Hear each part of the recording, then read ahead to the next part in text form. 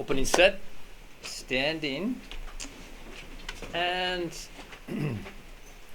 for the standing part, keep your eyes open. And I'll explain why later, but for the standing portion of the opening set, we are going to keep our eyes open. And to begin with, I want to look at this pelvic tilt thing, which is something we learned last week in terms of preparing for meditation. But I want to do it standing and show the contrast between the pelvic tilt and the ragdoll, which you're probably familiar with if you've done the yoga training and or just enjoyed the ragdoll. And I'll demonstrate first. So just watch, observe, and then we'll do it together. So the ragdoll is really letting go. It's a lovely practice just to let the weight of the head, which is quite heavy, to relax the muscles in the neck, the shoulders, and the back. So this is your basic ragdoll. Just going down, letting gravity do its work, and then coming back up into verticality. Whereas the pelvic tilt has different mechanics to it and works differently energetically. And that's really what we're wanting to get at, is energetic practices as much as physical practices. So the pelvic tilt is really from this hip area, and again, observe, where you go forward, but you don't let go. You maintain some erectness in the back, in the spine, and you can let the arms relax down or use the knees. And it does a lot to decompress the spine, but at the same time, this erectness allows there to be a connection between down here and the sacral area and up at the medulla oblongata at the top of the spine. And then when coming up, again, maintaining that erectness in the spine. So you're not curving the spine, you're maintaining some of its straightness. So let's do both. So you I can have a question. Oh, yes. Should we be trying hard to keep our knees straight or to bend them a little bit? It's usually advisable to allow your knees to be fluid and not locked. When people lock their knees, they're actually, again, locking the energetic flow between, what's above the kneecaps and what's below. And a lot of people are cut off from the earth through locked knees. So let's do the ragdoll to begin with. So just letting it all go. Curving the spine, letting the weight of the head stretch the neck out, the shoulders, and the back. Just putting gravity to use.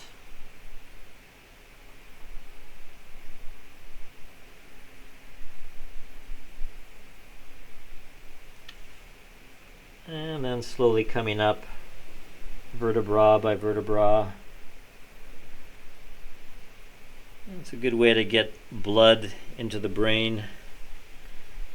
If you're feeling lightheaded or just been sitting up too much. Of course, coming up, in both cases, rounding the shoulders up and back, and then the chin tuck. Okay, so now in contrast, let's do the pelvic tilt. Tilting at the pelvic level. And because you're keeping your spine straight, you'll find that this decompression of the spine will thrust the neck out from the body. It'll extend the neck. You should feel that extension and decompression. And I like putting my hands on my knees. I find it just helps to hold that angle, the flat back.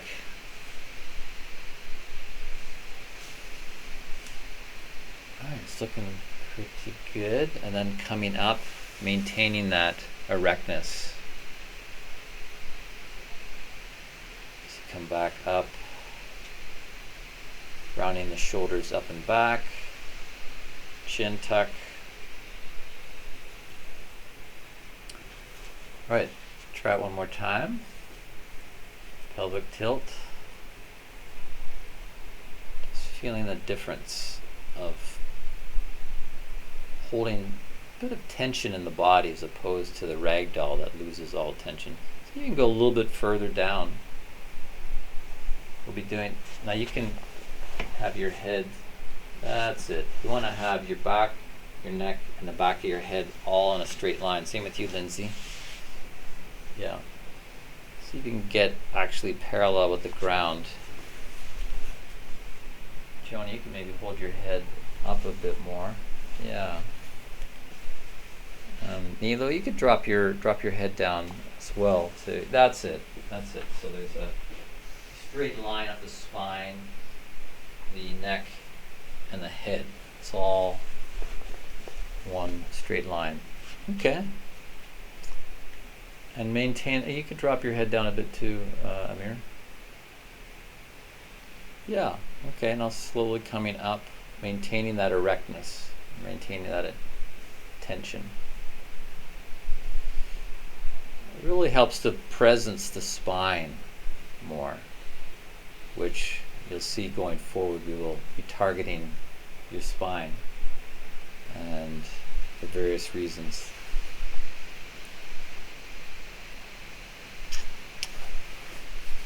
Okay.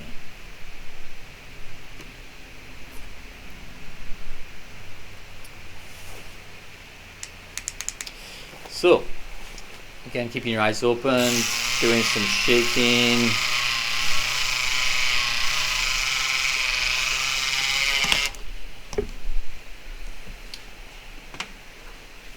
Just gentle shaking to wake up any tension areas, to allow flow.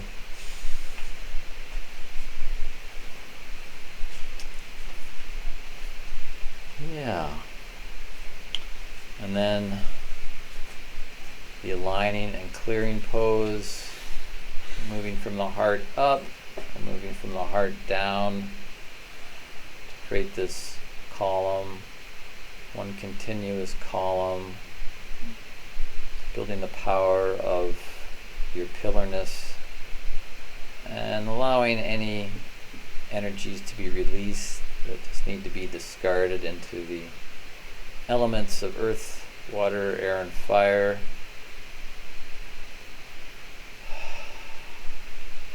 Transitioning into the Egyptian Ka pose, the arms straight out at shoulder height, forearms up and palms facing forward. This is to activate the Ka body, the etheric body,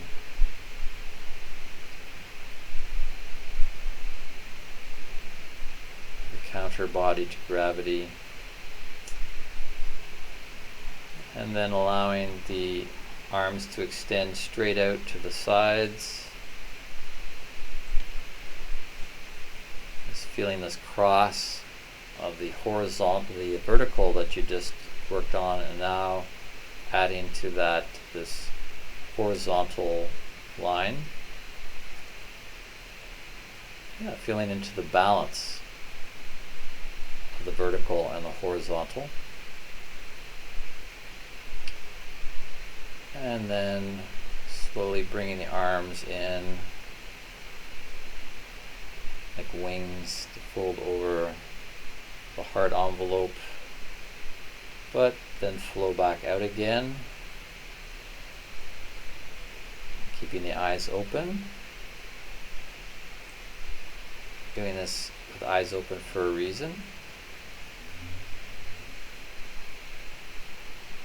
Maybe a bit more challenging to connect to this with eyes open, but that's part of the challenge.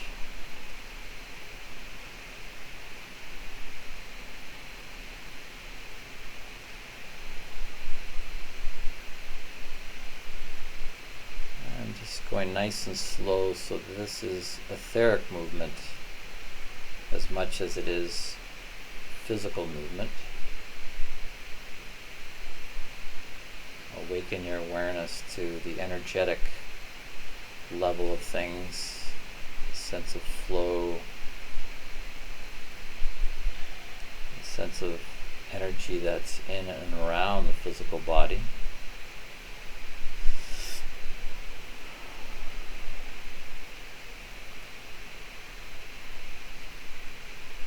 And then on the next one, just keep your arms folded, but continue to do the movement etherically.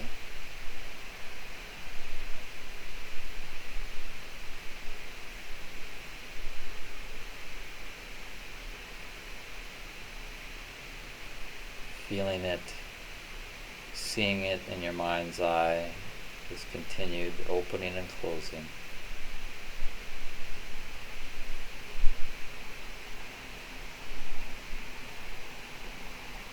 Feeling the effects of that just as if you were doing it physically.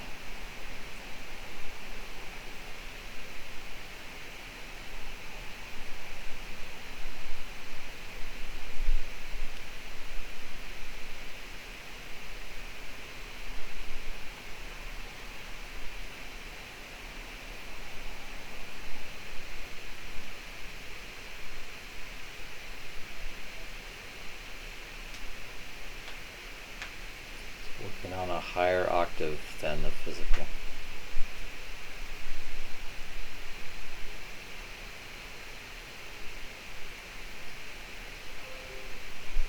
And then taking a seat. Get ready for some seated work.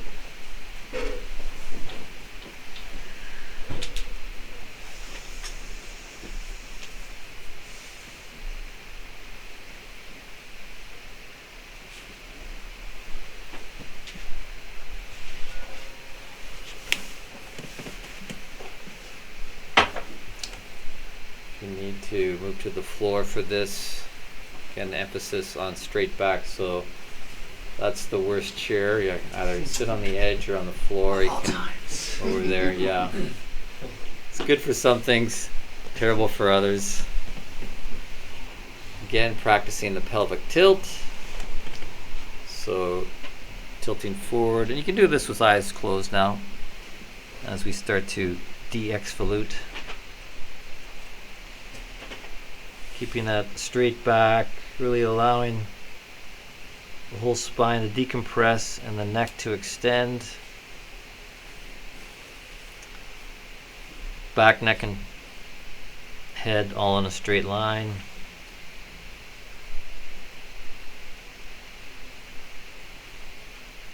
And then slowly coming back up. Maintaining that straightness.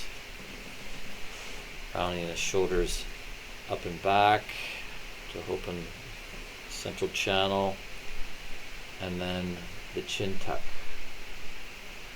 Let's see everybody with a nice chin tuck. And you might want to over exaggerate at first because it does feel weird and unusual to have the chin pulled in this much, but it makes a big difference in the long run, as we will see. So, let's doing some micro movements. It's kind of like when we're standing we do the gentle shaking, but now when we're sitting we can do this gentle micro movements like a plumb bob, just swaying slightly all around to awaken that central thread that will go to work for you.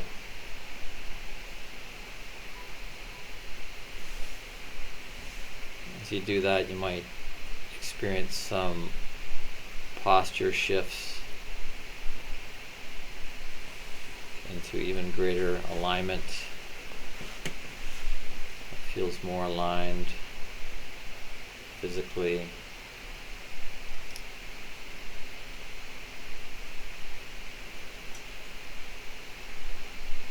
And then when finished with that, bring awareness to the heart and lungs. Just doing natural nostril breathing.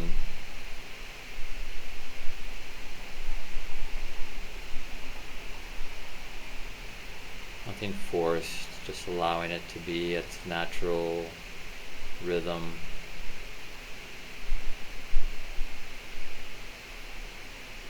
And some awareness on the air going in and out through the nostrils.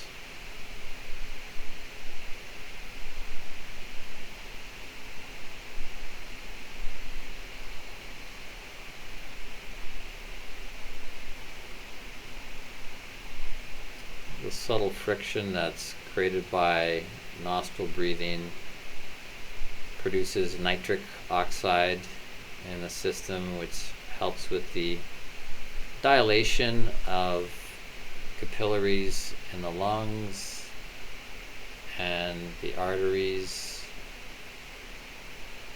for better flow. Just enjoy that sense of warm air going in and out through the nostrils, making this slight friction.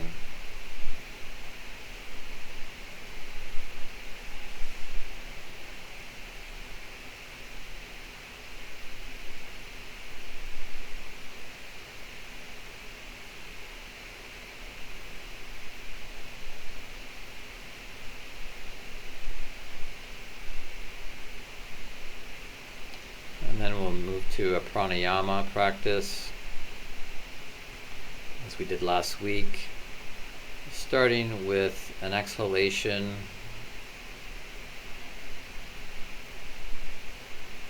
The bottom of the exhalation, holding the air out,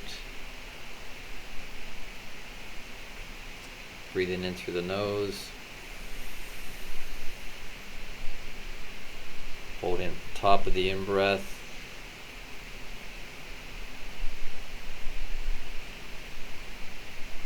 little sniff to release, and then breathing out through pursed lips.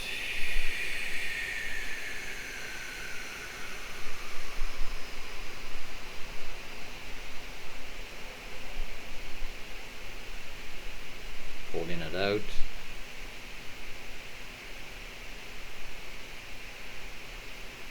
Breathing in through the nose. Allowing that vacuum power to work for you. Holding it in.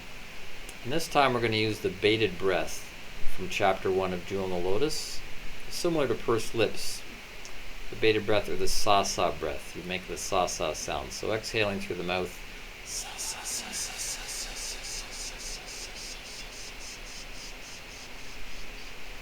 Holding out.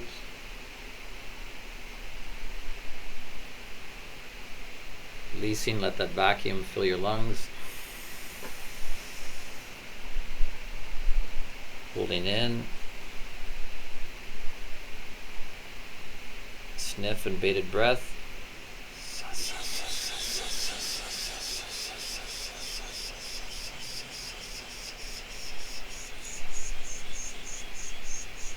Holding out. Helps to add the inner smile.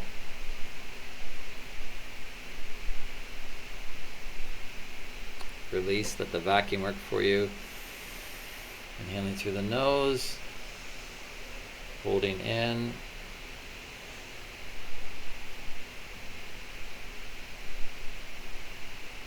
sniff and release, bated breath.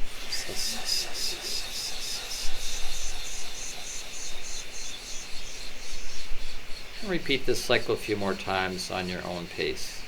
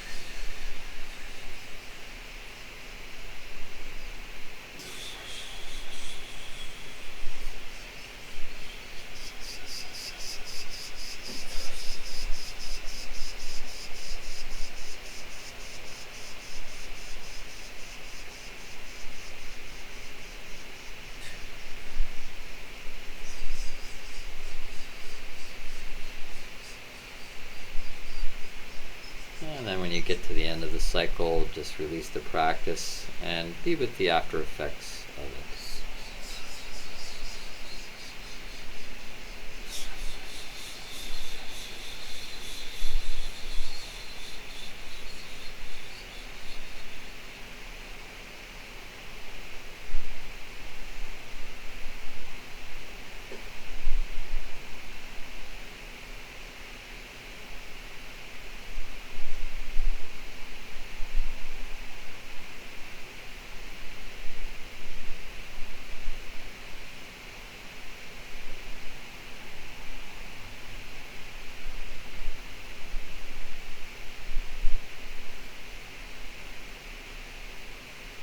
Continuing with our involution, just locating the center in the spiritual space, an inner space. Just pinpoint what feels like the center point. It may not be too strong or clear, but that's fine. Just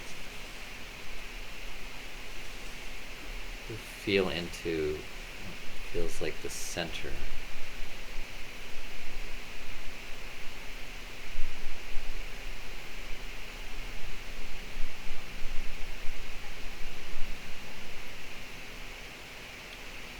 As you give more attention to it, energy will flow to it, help it to grow and become more distinct. The center in spiritual space within you.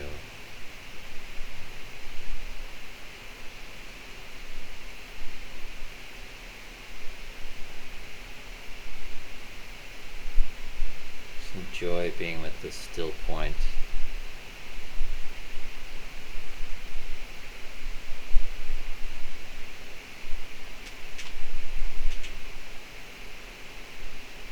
And then from this center point,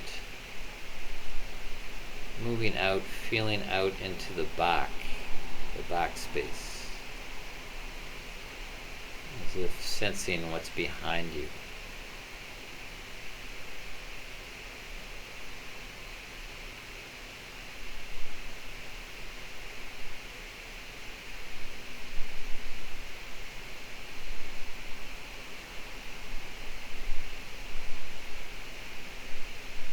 Still feel some of that center, but also feeling out from the center in the direction of the back space.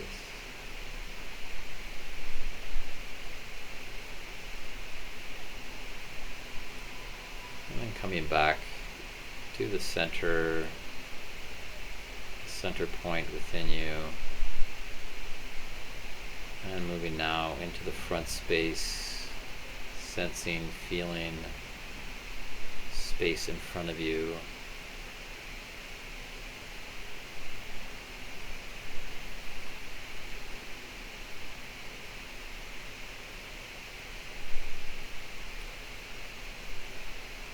Feeling the contrast with the back space.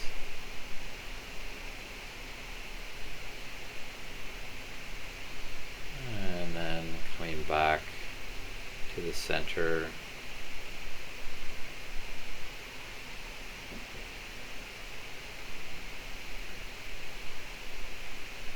Now moving out to the right, sensing the right space, right of center.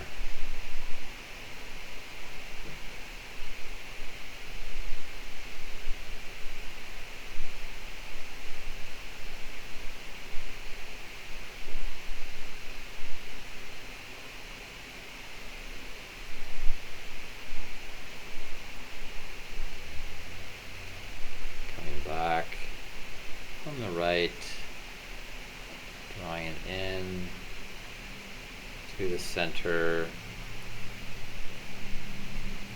through the center, and out to the left space.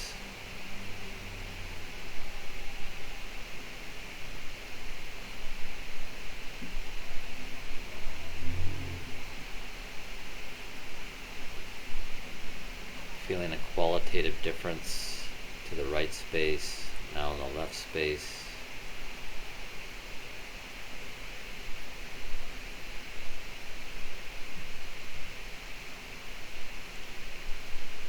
And now returning back to the center. Perhaps that center is growing in strength.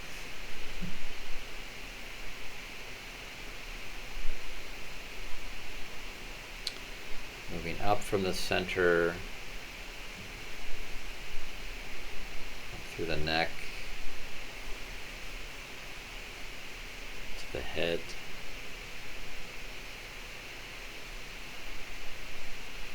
to the crown, and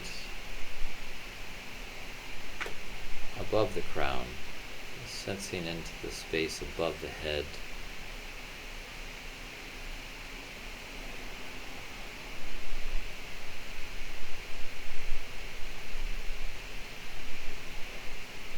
May feel like foreign territory for you, but it's part of you. It's something to discover in the spiritual space.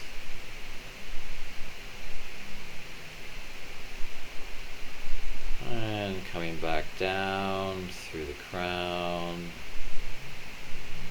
into the head, neck, the heart center,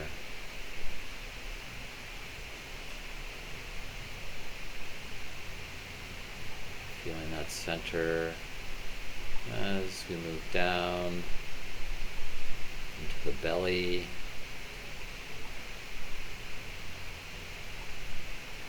down into the areas of the sacral genitalia,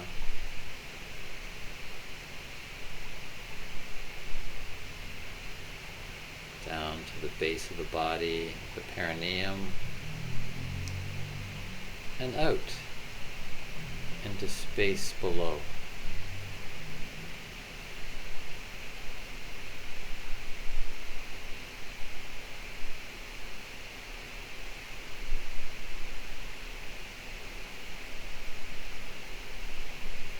Again, it may feel like foreign territory, but it's there to explore, awaken, embrace.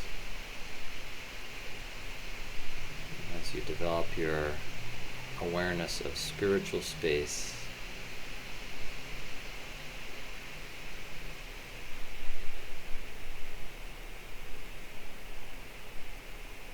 and then coming back up the base, perineum, up through the sacral, into the belly,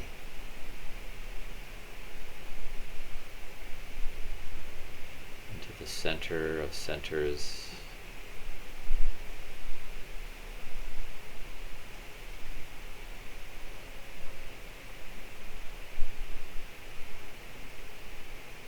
and again with awareness on the center, feeling that as an anchor point, moving out in all directions from the center to feel into the sphere that surrounds your physical body, surrounds the center.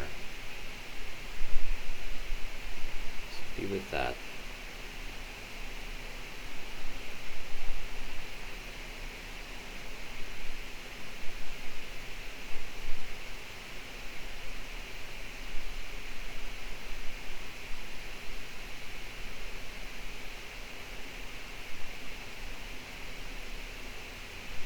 Center and circumference. From the center, hold this sphere around you in your awareness, while I repeat a verse.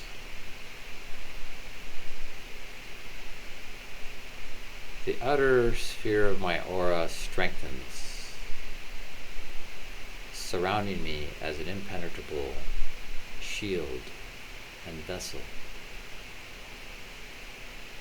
protecting me from all unwanted thoughts, feelings, and intentions, opening only to the wisdom of cosmic intelligence.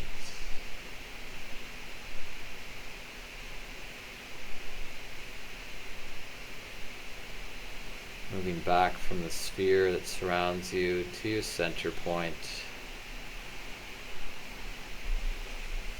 your anchor in spiritual space, the seed center of your greatness, and then bringing palms of the hands together in front of the heart envelope, signifying all polarities converging into this center.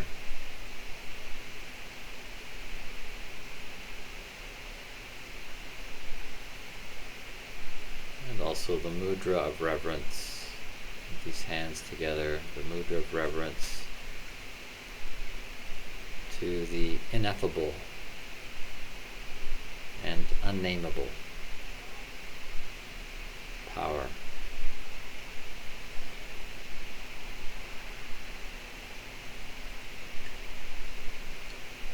And then rubbing the palms together, creating warmth.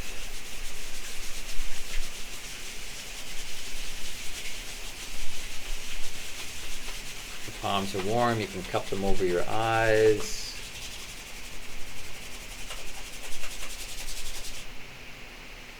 Warming the eyes, drawing that warmth in, right down to the heart.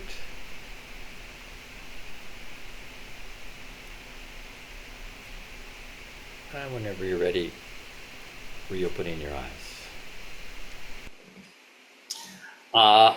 Others feeling okay with open set practices? Able to go deep? I'll share that. I think I mentioned last time how when I was trying to move my arms in ethereal space, I could feel my injury, like in the ethereal space. Yes. And today I felt it like really strong as we were doing it. What was interesting is when we moved from front to back, I could feel like where the imbalances are, like where the pain is like most prevalent in my ethereal body. It's really interesting to try to feel that. I don't know how, but great. That's great. I mean, it's great in that you're awakening a higher sense to a higher octave of your being, higher dimension through this sort of practice. And then of course the next step is to get information, info energy on how to treat what sounds like a trauma in the etheric body. Yeah, it was interesting. Like I could feel that it was very distressed. Like it was in a lot of pain, but it did not.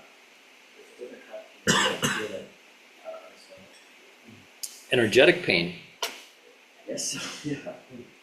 Yeah. I mean, our language doesn't always have the vocabulary for these things on other dimensions. Our language is designed for the level of the body, the physical world. But yeah, etheric pain, energetic pain, trauma. Good. Well, that's what's going to happen doing these energetic practices. It'll awaken you to what's been made unconscious, subconscious, suppressed because you didn't have the information or the means to deal with it. But in a way, it's very conscious because I deal with the pain of this injury every day in physical space. Oh, okay. Right? Because not like getting a little bit better, but like, if I do certain things, I aggravate it physically. And that's like ongoing. So it's interesting to see how it's like, yeah, there's always a little bit of distress in physical space, but maybe it's related to Can you guys in Zoom hear okay?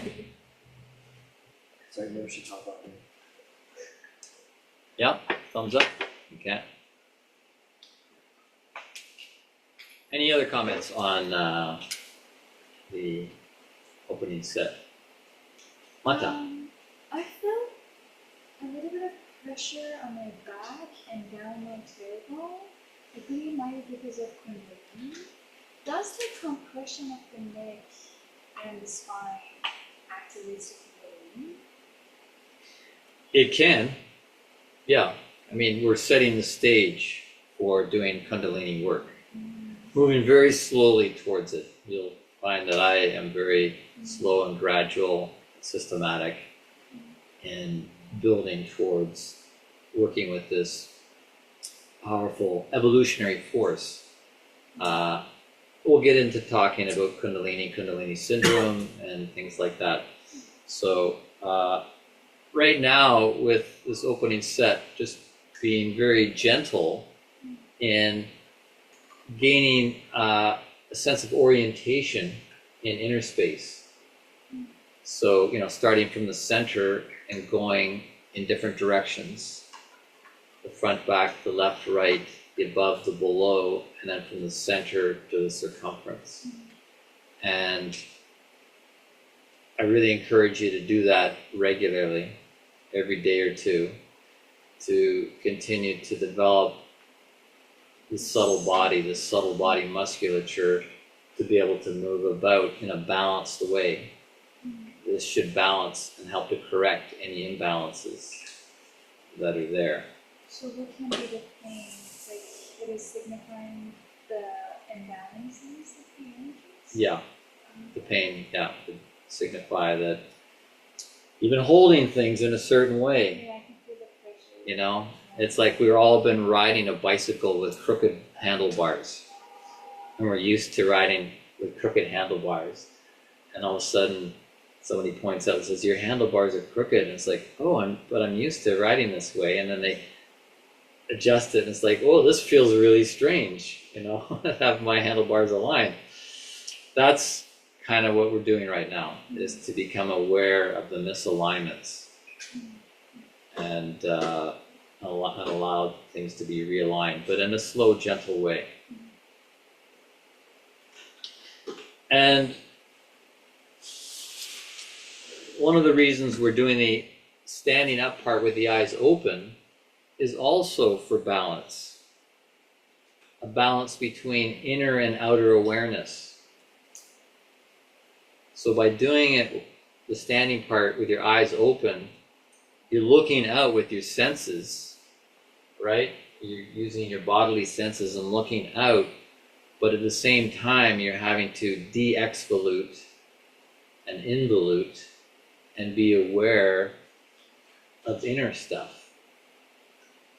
Like doing the opening and closing with your eyes open, it forces the mind to adapt to being connected outwardly and inwardly at the same time. This is really an important thing to realign, because people are either all out and exvoluted and like pulled around by their senses like a carrot pulling through distractions, and they lose connection to the inner center. And then when do they recenter? Well, they have to either meditate or go to sleep to de-exvolute and involute. But that's a rather, primitive way to be spiritually, having to go awake, asleep, awake, asleep. So by doing practices with your eyes open, you can be looking into the outer world and feeling into the inner world and seeing into the inner world at the same time. And this will be very empowering in the long run to make you less vulnerable to the seductions and the distractions of the outer realm. So that's why we're doing that part with eyes open. Is that cool? Is that understandable?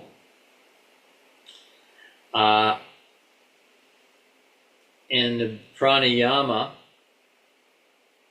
we started off last week, or the week before, with the pursed lips. Today we moved into the bated breath, which is a practice from lesson 1 of Jewel in the Lotus. What's that about? Anybody want to share what's happening with that kind of out breath?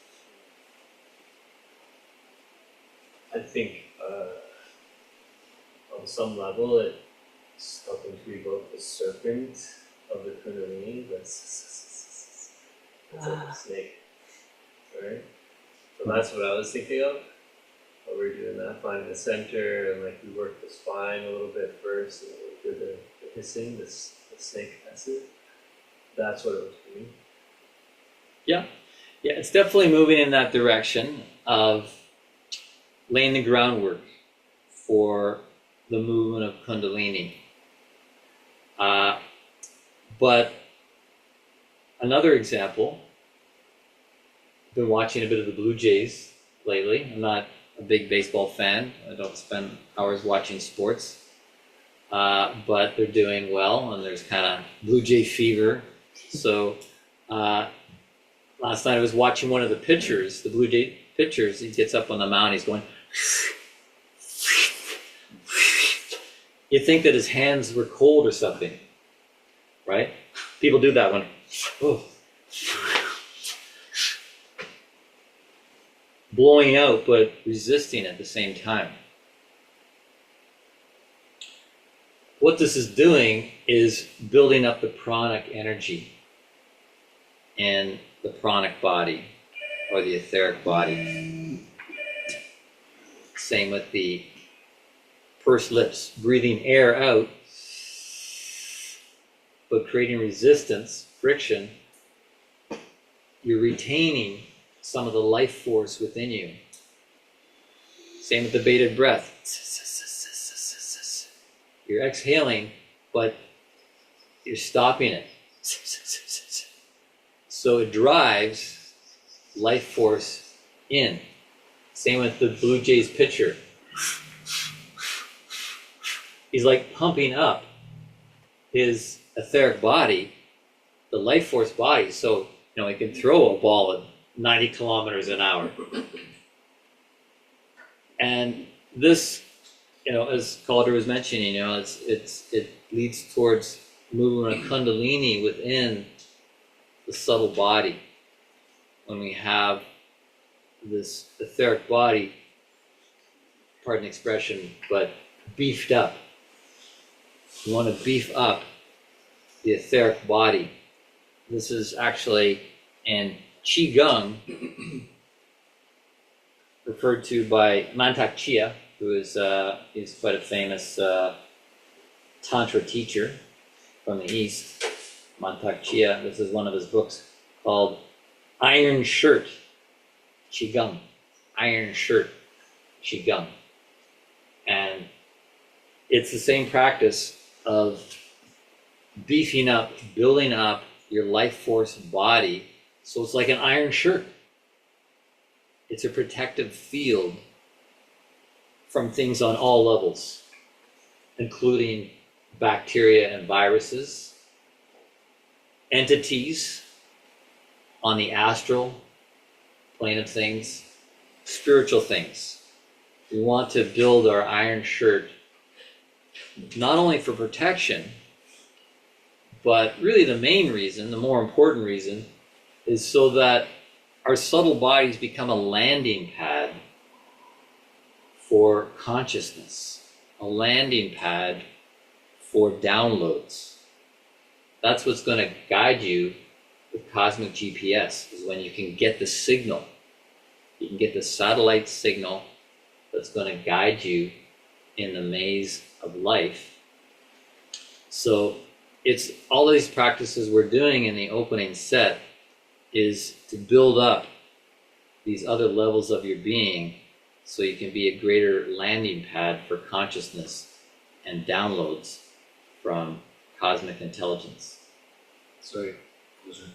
Yes. Can you elaborate on exactly how you do it? Because you said press lip, and then you can't do it as you're pressing your lip. No, the pursed lips is one way to do it. Sasa is more with the tongue. the second question is, so the purpose of this is to inhale, but as we're exhaling, we're keeping the prana, right? Yes. We're increasing the level of prana in the body. Yes. So the more you're increasing the prana in the body or improving that lamping path, should receive like expanding the consciousness. So the more prana means more consciousness, basically? Yes. Okay. Yeah, Well, define prana okay. behavior. Pardon me? Prana is defined as life force, right? Yes. Right. I don't want to say more prana means more consciousness. It's like saying, okay, you build, an airstrip means you're going to have more airplanes. No, they're two separate things. Capacity. You got to build a capacity, but then you also have to secondarily work at, being receptive to downloads and the signals of cosmic GPS. I have a question. Because, one moment, a lot of people are suffering from apana. In contrast to prana, life force, apana is life force leakage. A lot of people are suffering from life force leakage. They have cracks in their subtle body. Like even all these holes in our head can be leakage points. The eyes, if you're just like a mammal looking around at everything, that's a lot of energy leakage. Talking unnecessarily can be a leakage of life force. Mouth breathing instead of nostril breathing, not a good idea. There's books on mouth breathing and how that really undermines your vitality and health. Even as things move down, if we're having issues around urination and defecation and menstruation, that also can contribute to life force leakage, apana. And you're going to feel weaker, you're going to feel tired, you're going to be more vulnerable, and you're definitely not going to be a good landing pad for downloads of higher consciousness. So, yeah. So your question, Jeremy. In the reading, it said that this point of the sasa had to do something with the diaphragm. Is that? Yes. Thank you. And I'll unpack that more. Who got to read lesson 1 of Jewel in the Lotus? Okay. So I have handouts here that Julia, our handout manager, we won't give it now, but at the end of the class, Julia is our official handout manager. She came here early to collate and staple. We're going to have handouts most weeks. I've got chapter 1 of Jewel in the Lotus for whoever wants it. And so that's what we'll be focusing on in terms of reading this week. It's a big chapter with a lot of important points laying the foundation. So the home play this week will be everybody up to speed, chapter 1, lesson 1, Jewel in the Lotus. Yeah. Thank you. The bated breath also has a thing where there's a subtle twitching in the diaphragm, in the abdominal area when you're doing this. So you're actually, in a way, activating what's known in the Taoist tradition as the sea of qi. So the sasa is holding the qi or the prana. Qi and prana are the same thing. Holding it in and storing it in the sea of qi in the abdomen, which is where it's designed to be held. Think of it, the umbilical cord that connected to your mother in the womb was drawing in energy, life force, sustenance into this area of the body. This body is designed to hold energy. We don't want to have too much energy in the head. A lot of people are suffering from too much energy in the head because we're very head oriented in our modern culture, and that's actually a symptom of Kundalini sickness. So thank you for pointing out the sasa will create an awakening in this area for the maintaining of prana down here. So can I ask a follow-up question in that regard? Over oxygenating, like a lot of breathing practices, like Wim Hof, or there are a lot of practices that were over oxygenating the body, does not necessarily mean increasing the prana, right? This is correct, because air and prana are not the same thing. They're often confused. People think, oh, breath is prana. Breath and air is one thing. Prana rides on the breath as its vehicle. That's one of its main vehicles, is the breath. But it also comes in through food. It also comes in through sunlight. It also comes in through sound, soundlight and sunlight. As you advance in your ability to draw in and hold prana and build up your iron shirt, you'll notice that there's different ways to draw it in and maintain it in the body.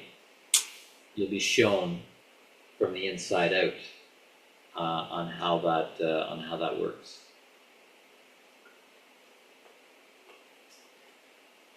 Which is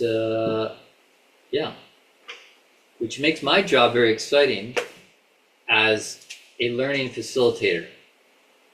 I'll just say that I consider myself not so much a teacher, but a learning facilitator. I put these ideas from basic to advanced out in front of you, and you're going to see what you gravitate to, what you want to take on. But then, ultimately, the teacher is within you. The teacher is within you, especially as you get into advanced stages. So for myself, I get lots out of books. I've got plenty out of books. But the best stuff is the living stuff that comes from within me, my inner teacher, cosmic intelligence, and the downloads that I get. And that's exactly the motto that was for the school I used to teach at when I was a Waldorf school teacher. They even had a bumper sticker that said Waldorf, education from the inside out. So even when I was a Waldorf teacher, I was really a learning facilitator, putting elements before the children, stories, art, songs, and every child will absorb something different. But they're really teaching themselves from the inside out. That's the most empowering thing. And that's why I really encourage note-taking. I'm glad to see some of you are doing that. There's paper there, there's pens there, there's paper and pens, crayons, there's surfaces you can write on if you don't have a hard book to write on. Because, as you'll notice, I use notes. You might be going, why is Jesse using notes? So Jesse, can I ask one more Yes. question on the same note? So when we're increasing the prana, you're saying it gets stored in the lower dantians? I'm not understanding. Yes, lower dantian. Are you supposed to, do you feel anything different? Is there any way to check to see, you're doing it correctly? What is it supposed to feel? Oh, your sense of vitality and balance will be better. Yeah. When you have that robustness, then your own personal sense of presence will be stronger. Because you can come in, and live through your body, right? I am not a body, I am living in a body. I have a body that I live through. And so we need to develop this base for our presence of our higher aspect.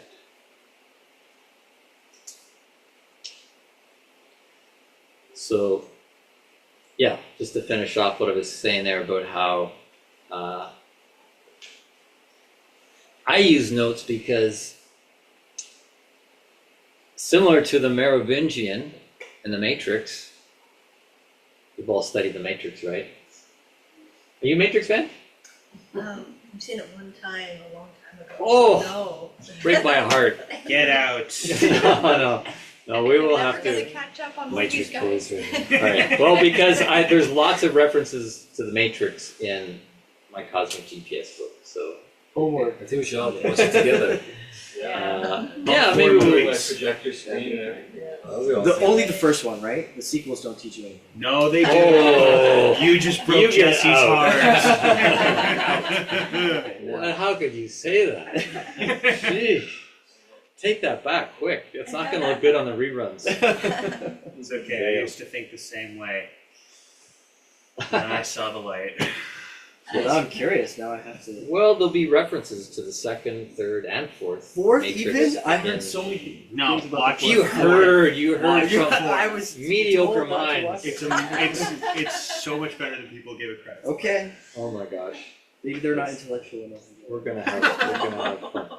They're not spiritual. Not spiritual enough. Okay, got it. These We need movies are spiritual deep. movie reviews. Yeah. Anyways, I am like the Merovingian who says he is a trafficker of information. I am a trafficker of information. That's what I'm doing here. I'm trafficking information. That's why I have so many notes here. You just read this quote today or yesterday Yes, in your book. yes, you did. So this is why I have notes, and for you to take notes as a consumer from the trafficker of information, because you're going to get so much more out of the class by taking notes, because you hear it, but then it's a secondary step to write down whatever your inner teacher is highlighting, going, oh, Jeremy, this is a good one for you. Write it down. That, Matrix 2, 3, 4, good. So, and then thirdly, you read it. You hear it, you write it down, and then you reread it when you're at home. These things are going to work on transforming the mind, because the mind is so overstimulated with so much information. Like, what does it have to work with in building your spirit? Because we'll get into this, but this is really why we're here in a physical body, is to build your spirit. But how does it know what to build with if you just got all this dross of information all day? It knows from what you put more attention on. The things that you give more time and energy and attention will become really the brick and mortar of your spirit. Because we don't want to build our spirit on sand and dross and just, all the dredge of the world, like the evening news and such. We want to build it with solid ideas that really connect more to the eternal and infinite, not to that which is temporal. I have a question. Yes, please. Just talking about prana and pranayama, I'm curious of the origin of the teaching. Is it the lineage of where these words come from? Just to learn a little bit more. Did you read lesson 1 of Juno and Lois yet? Pieces of it. Pieces of it? Okay, well, you're going to get a hard copy. To read a second time, as I'm saying, repetition and rhythm replaces force. So it's great that you're going to get a chance to read chapter 1 again, because it really lays the foundation in terms of vocabulary, history of Tantra, really interesting things that we want to have in our minds moving forward, so we can converse intelligently around this stuff and not just, what was that? And on that note, I suggest when you get the home play assignment to not leave it until the night before coming back to class as if you're cramming for some exam. I would suggest you go home, maybe even start tonight, at least get it out of your bag. Don't throw it on top of the fridge. Put it beside your bed so it's there, and start nibbling at it, because there's going to be a lot of reading in this class. Leaders are readers, right? So, and I'm a trafficker of information. So I would suggest start right away with the home play, and then even read the materials a second time. Maybe the night before, just, Monday night, refresh yourself a second time with what's there, so you can come with really crystallized questions and not kind of vague, what's he saying? What was that? Oh yeah, I think I read that. No, we really want to get the most out of our time here together. We only have, 8 more sessions, right? So the time is ticking on taking hold of this and getting the most out of it. And, I've obviously done a lot of work. I've been a researcher, teacher, and doing this for 40 years, basically. It's been my vocation in this world. So I've curated a lot of what I consider the best knowledge for a modern spiritual path. And I don't say I have all the answers or that I'm perfect or anything like that, but I do feel that, you're going to be getting good materials to build your spirit with here. I have a question, Jesse. Okay, any further comments on that? How are we doing for time here? I wanted to... So I can ask a question. Apana, you said is energy leakage, right? Apana. Apana. And how do we know that we're leaking energy? Because I'm sure we all do. It's just, is there any way to find out? The question is not how do you know if you have energy leakage.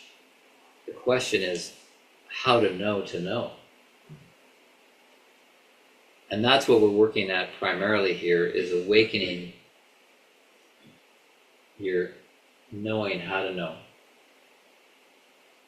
and the capacities that go beyond just the bodily senses and the brain, because I'm going to ask a question in a moment, but just to review a little bit about how this part that knows, the mind, for one thing, we should make a distinction between mind and thoughts. In the Greek, there's the word nous, N-O-U-S, refers to the mind, this capacity to know, nous in Greek. And then another word, phronema, P-H-R-O-N-E-M-A, phronema, P-H. And that refers to thoughts. And that's empowering in itself, to realize, okay, I've got a mind, and then I have a capacity to hold thoughts in my mind. Or not. You have that power and choice within yourself as to what phronema you hold in your nous. And I'll add that, where I'm coming from in the model that I'm presenting really is largely informed by the work of Rudolf Steiner, who is the author of this book we're going to be studying in part, How to Know Higher Worlds. Rudolf Steiner is not alive now. He was a well-known speaker, philosopher, mystic, doctor, 100 years ago, but people today still consider him an advanced initiate and spiritual teacher. And he called his body of work anthroposophy. Anthroposophy, which means human wisdom. So just to let you know that that's kind of where a lot of where I come from is derived. You'll see that in the book as well. So I just want to pay credit to him. and how he has helped me on a modern spiritual path. And I say that because on the modern spiritual path, thinking is actually the new spirituality, according to his view of things. And that may kind of do a 180 for you if you're working with older traditions that think that the mind is something to be dissolved or done away with, that thinking is just a problem, that it obfuscates our connection and perception of spirit. That may have been the case in the past, but he is saying that there's stages of spiritual evolution and evolution of consciousness, and we're now in a stage where thinking is the new sexy. It's the new cool, if I can put it that way. And I'll also add that when I say thinking and the mind, it's the heart mind. That includes the heart, really at the center of the mind, and feeling also as a vehicle of information, not just dry thoughts, but feelings as well. And in fact, it's threefold, as you'll see in my book. It's thinking, feeling, and willing all together that are the cognitive capacities that serve us spiritually on the modern path of spirituality. Yes?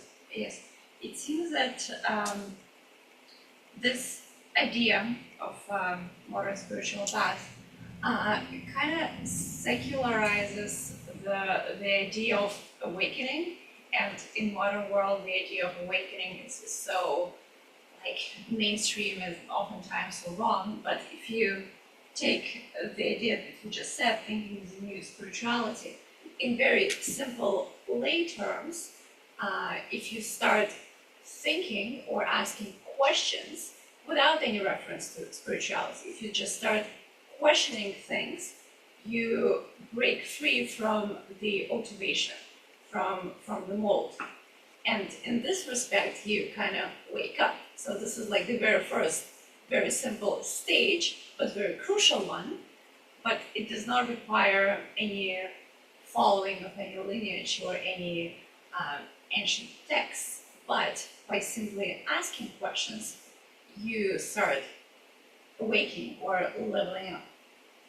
Yes, thank you, Dasha, for pointing that out. When you think about it, it's quite obvious that there's an evolution going on in our nature that is bringing us into more of an ego nature, awakening center. Ego means I, so we're becoming more egocentric, and with that ego, we have more thoughts about ourselves. But it doesn't stop there. I know a lot of people view thinking and ego as a problem, and it can be, but it can also be the solution and really something that we need to work with rather than do away with. So, just to make reference to this diagram again, we experience this mind sometimes as a problem. On the one hand, we talked about the monkey mind and the chatter of the cheetah. Cheetah being the Sanskrit word for mind stuff, just the fluctuations. So the monkey mind, is like this mammal nature that's always looking around. Monkeys are very curious, easily distracted, very exvoluted. In that regard, the mind can be a problem. The monkey mind, the monkey aspect, that's really quite connected to the body. Sights, sounds, smells, tastes. The sensual nature. As opposed to the monk mind. The monk mind that, interestingly, that word monk comes from the same root as mono, so singular, as opposed to stereo. the monk mind having a singular focus on spiritual things, really on the vertical, this upward pole. So the monkey mind, the monk mind, and I'll add to this how, on this side of things, it's really dealing with the superficial.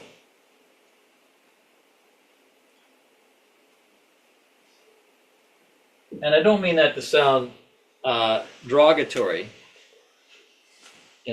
when I say that, the mind focuses on the superficial. What superficial really means is the surface of things. The surface of things. And in that regard, science is very superficial.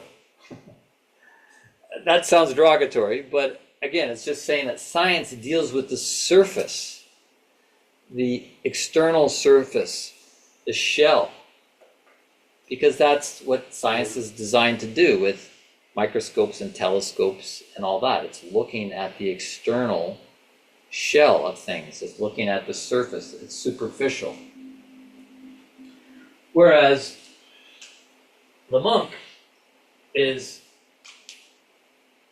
really profound. Profound.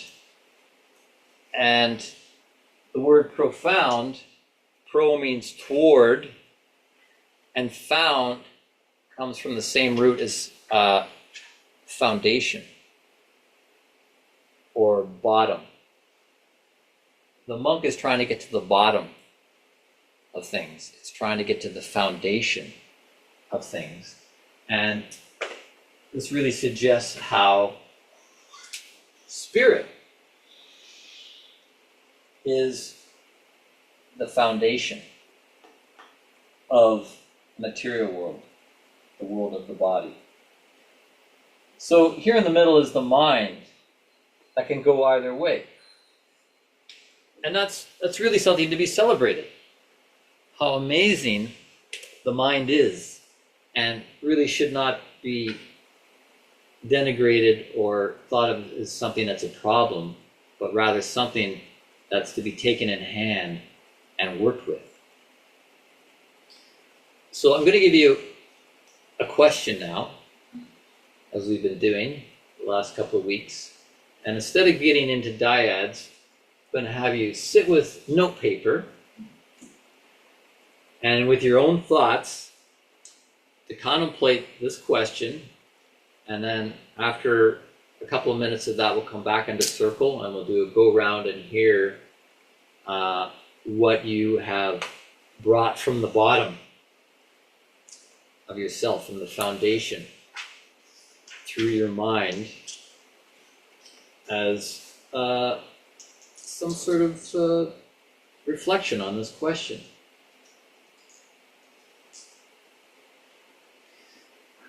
So the question is,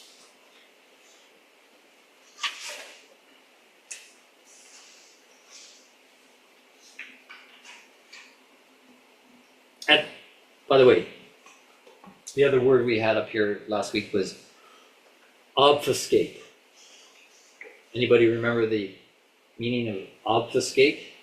Obfuscation? Make something vague or unclear. Correct. Yeah. It darkens, makes unclear something. Question is, get your paper and pen ready. You can write it down. What is it about the mind that obfuscates the spirit?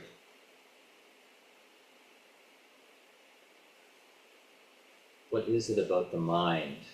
And this can just be very general. You don't have to get personal necessarily. What is it about the mind that obfuscates the spirit? Can you spell that? Obfuscate. Obfuscates.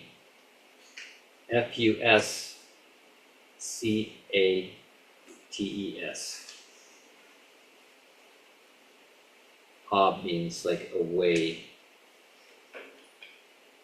Escape means to darken.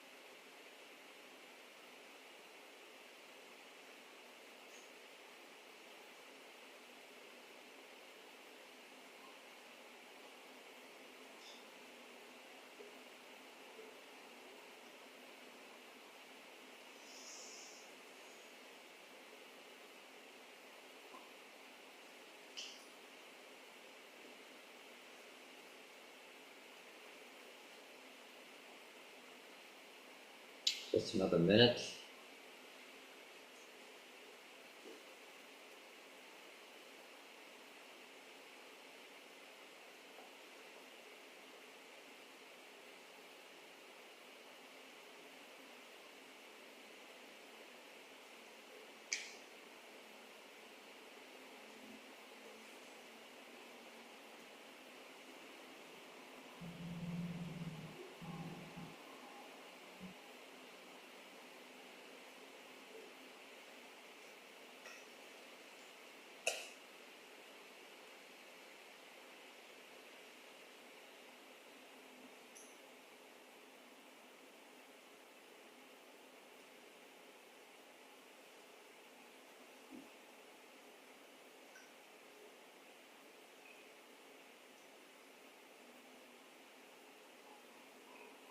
Okay. Let us pool our collective wisdom. I'll have to keep it, fairly short and concise. Otherwise, we sure could spend an hour conversing on this question.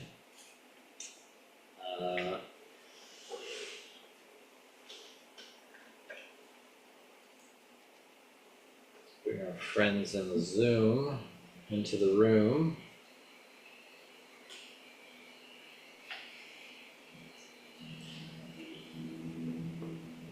Ray, I see you've got yourself unmuted. Why don't we spotlight you and hear what you've got to say with this question. Can you hear me? Yes, got you on the TV speaker. We got you on the big screen. You're looking great. Sound great. I'm a movie star. Yes. Coming at you straight out of the Matrix. So what the very first thing that came to me was fear. And so I just wrote down a couple of things like fear of the unknown, shame or ignorance in the idea of ignorance meaning ignorance or ignoring, denial, just not wanting to see something, lack, greed, selfishness, and like unscrupulous desire, like desires that you haven't really, you're just without really being aware of them. Like you might be aware of them, like I want this, but you're not really thinking about it. You're just sort of acting on it without bringing your conscious awareness to it. So, yeah, that's my answer. Okay, that's great. Thank you. I love that reference to the word ignore, ignorance. And I get into this actually in my book, the difference between nascience and ignorance. Nascience, it's like the word science. The word science actually means to know. The word science means to know. Nascience means to not know. So sometimes the mind just does not know. But the word ignorance, as Ray suggested, is you're ignoring it. You're kind of in denial. You're not paying attention to it. Like maybe Jeremy's like he's ignoring this pain that he's got. It's not that you don't know it's there. You know it's there. But somehow this ignorance can be something in the mind that we're allowing to obfuscate the spirit. Okay, while we're on the Zoom here, Andrew, perhaps you would like to go next.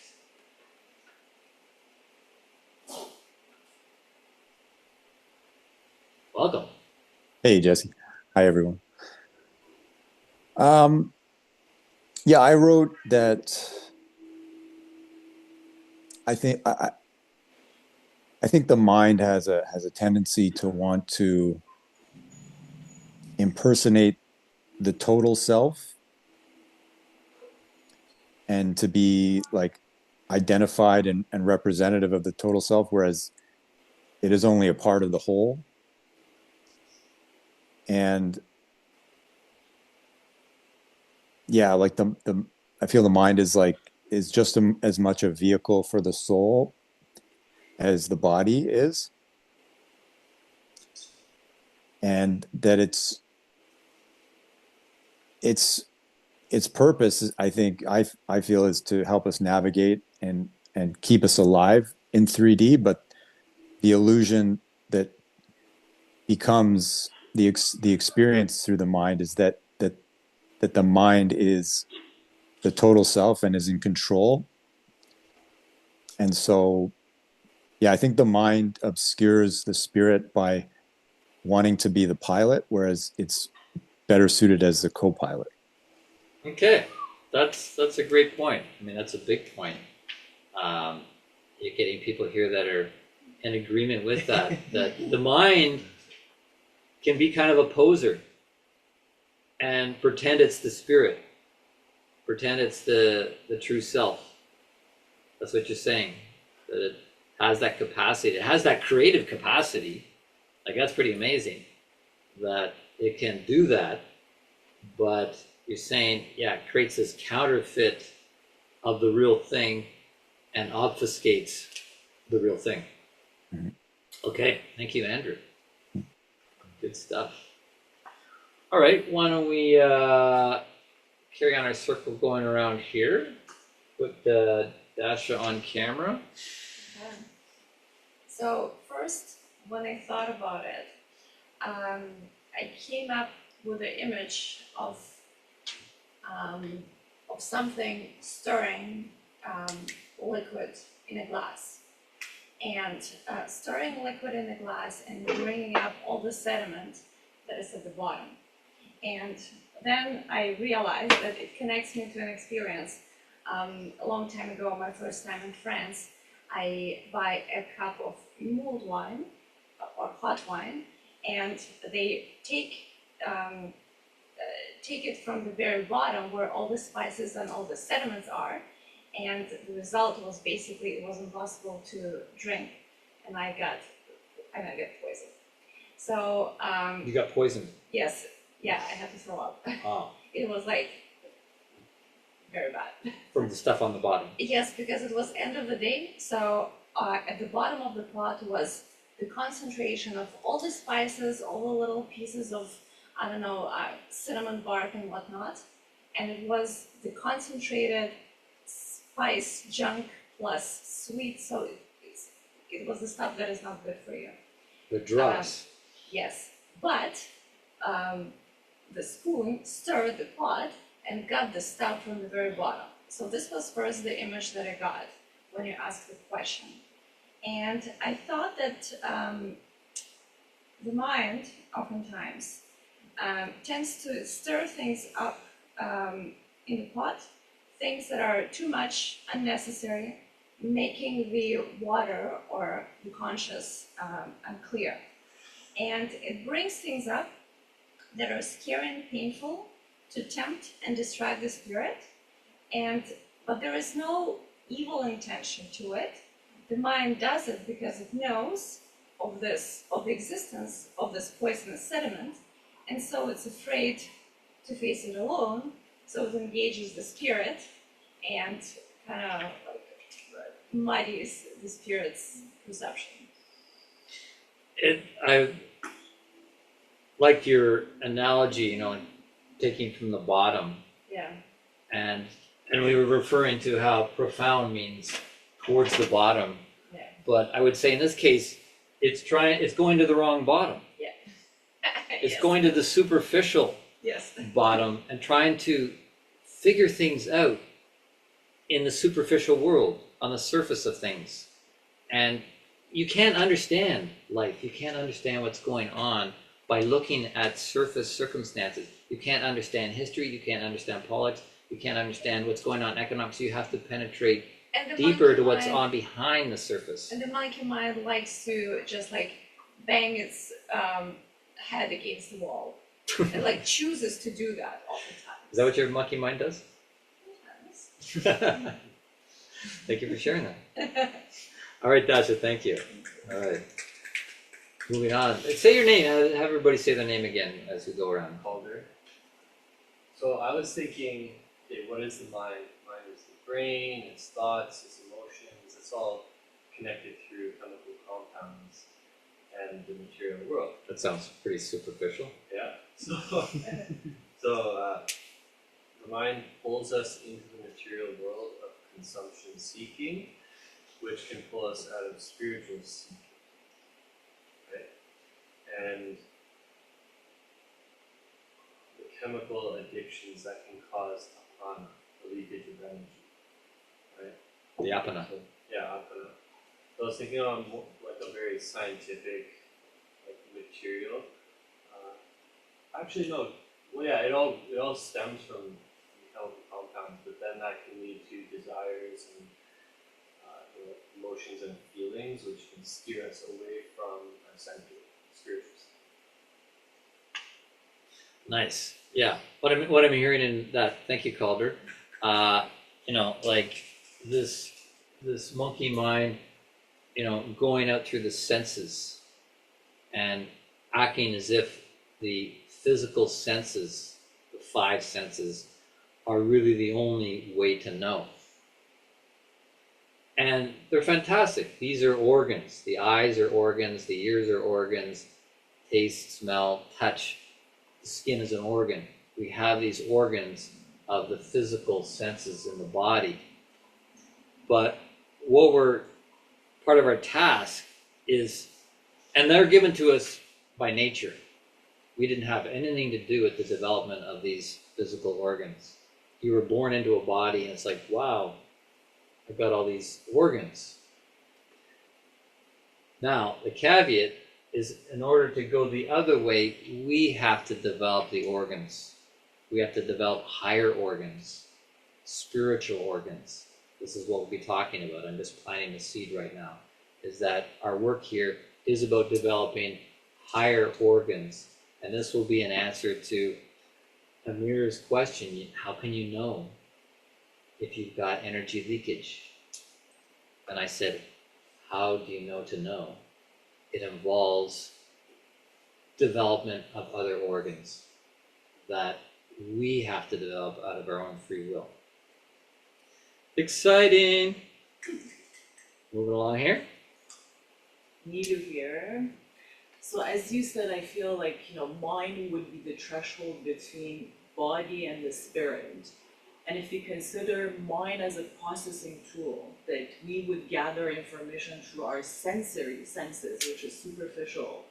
We gather data and then we process it. What is the data that is coming to us?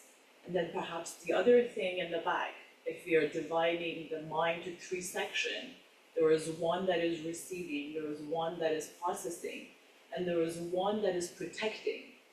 And perhaps overprotection, because we have more data from the body side, our senses have more practice to gather information through body, through senses.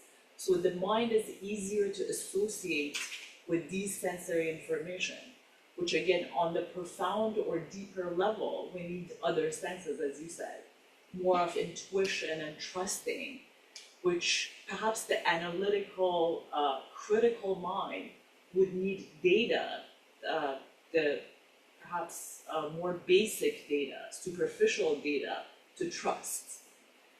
Which again, if we can transition this to say, okay, perhaps there is a lot of trust on the unknown that we cannot receive with our senses. And I feel the mind could make it unclear when we are not receiving the tangible data.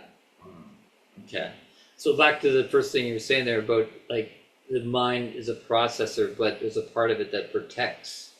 And Which that could and be that's the ego side that is saying, okay, this is, I'm seeing an elephant, it's an elephant. I'm seeing this, which is an elephant, and this elephant is this, which we associate that to, to the self. And the overprotectiveness of the it mind, obfuscates the spirit. it brings the exactly the friction. Yeah. And I think we see that in modern Western science. There's this huge wall of protection in the minds of modern scientists. They're protecting, in some ways, their research, their paycheck, their model. They don't want it dismantled because that's their livelihood. That's what they've invested their ego identification with. Like believing in the Big Bang. If you don't believe in the Big Bang, you're going to be looked at like a loony. I don't believe in the Big Bang, by the way, and I get into it in the book around chapter 8 or something. So there's this protection, ego protection, because of the identification with certain ideas in the mind.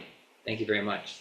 But that belief system, sorry to add to that, and us, it seems like humans are willing to kill. If that belief system or that sense of protection and security is being kind of threatened. So the senses, we have data that we trust and we're willing to perhaps kill it's this protectiveness. This protectiveness is really oriented towards the monkey mind, which is the mammalian mind, which is very survival instinct oriented. It doesn't want death. It wants life, but it's got it backwards. Yes. Thinking either. Yes. So Ali here, I have a bunch of different thoughts. One is, I think our mind is generally used to and trained for the mundane, the daily tasks. Since we were born, we are thinking about how to feed ourselves and how to deal with the danger of the world and so on. And because of that, we need to naturally filter out a lot of things that are not apparently important for that functions to happen. So you filter out seeing the beauty in the things that you got used to. You fail to see the spirituality in fruit or in oxygen or in humans around you, right?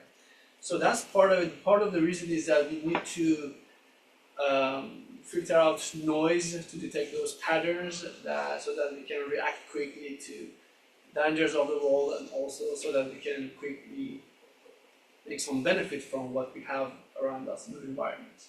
Because of all of that, I think spirituality is mostly dealt as an exception, and we are used to, our brain is used to, our mind is used to just ignore those exceptions because there's just any immediate usefulness to them. Right. So that's part of it. The other part is, in a lot of cultures, body is considered to be of dust because we are from the earth. So there are some thoughts that they say this dust is actually making our internal mind, or as you call it, spirit, cloudy, because the nature of the body is that it is dust. So by nature it is making your mind or your spirit cloudy, or your vision cloudy.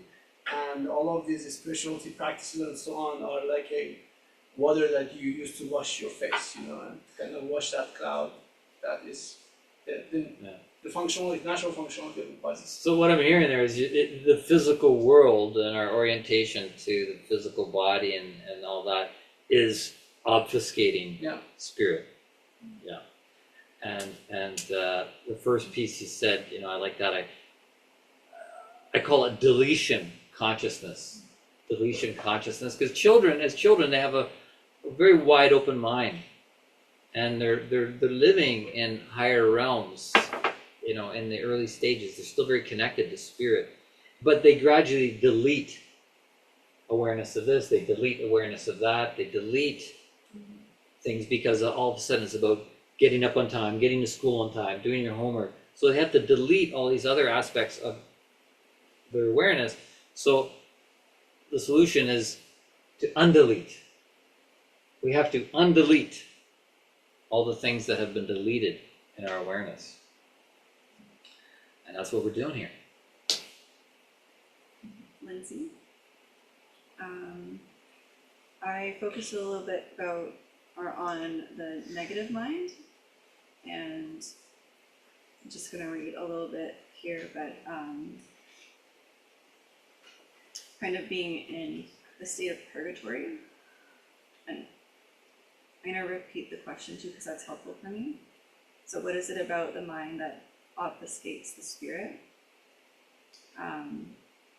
So I think with humanity and how we can struggle, there can be spirals, there can be cyclical negative thought, there can be feelings of worthlessness, there can be feelings of being alone or confused or feeling lost, or that people may not matter, you may feel not connected. And so though we may sense to some degree that there is a unity of the mind-body-spirit connection, there is these separations that can be very consuming to be a part of, and these elements can also be cyclical in terms of through like generational trauma, if we're passing on genetically or through cultural practice or otherwise relationships to our mind. And I'm speaking specifically of the negative, but there's also, of course, the positive here. And I think you can also welcome in positive relationship with the mind and the body and the spirit that allows for optimal experience.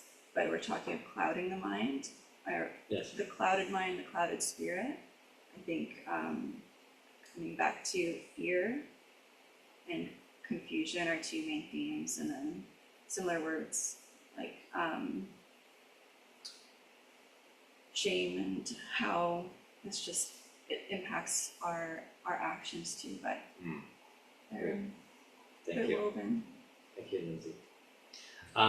We are approaching break time, so as we finish off here, don't go through your whole thing, just pick one of the best points you've got, and let us hear the pearl of wisdom.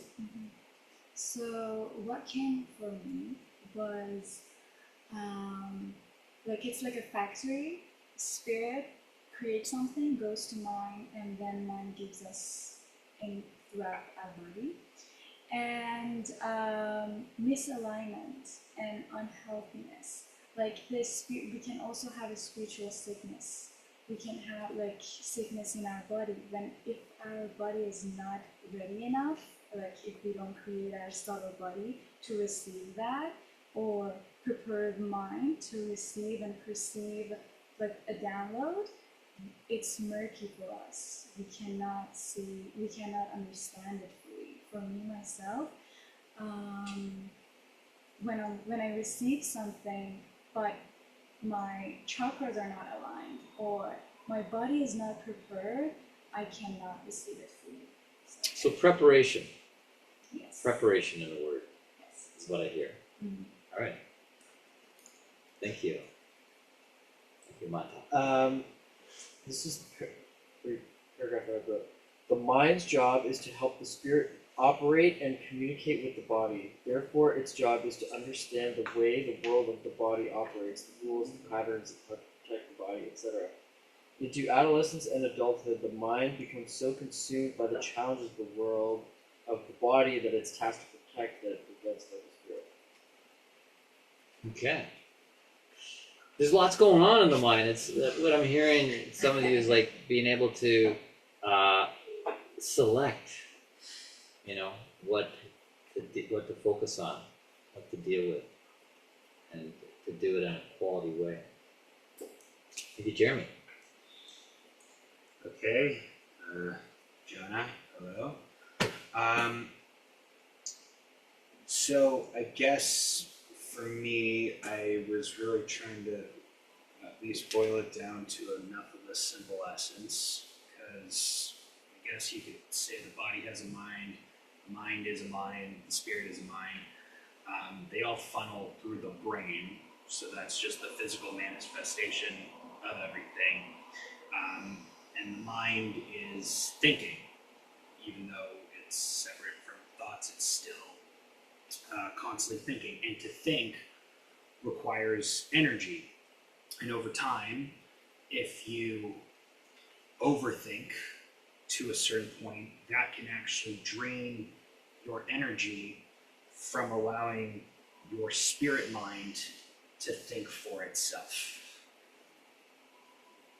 Great. So what I hear is the type of thinking that's taking place. There's different kinds of thinking, different ways of thinking. Yeah, and that will determine specifically the notion of just like overthinking, like how our minds, if not checked properly by ourselves, can just split off into however many different avenues, and then we just become so overwhelmed to the point that it drains us from wanting to actually not just think but do. Yeah, it's interesting. The body, the mind sits between the finite of the body and the infinite. So, yeah, in a way, there's a safety to a mind that's oriented to the body. It's this protection thing, like Neela was saying. The body holds the mind.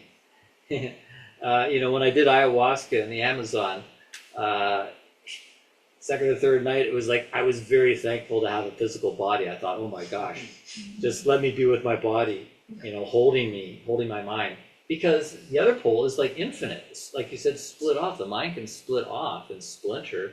And, that happens to people and they end up across the street, at CAMH, the mental health center. So there's something to be, this is important to realize how the mind sits between the finite body and the infinite spirit. And we're not denigrating the physical body, but we're going to see the value of it, especially when we get into Tantra and see how, working through the body has its benefits. Thank you, Jonah. You're here. A lot of the points were already mentioned that I thought of also.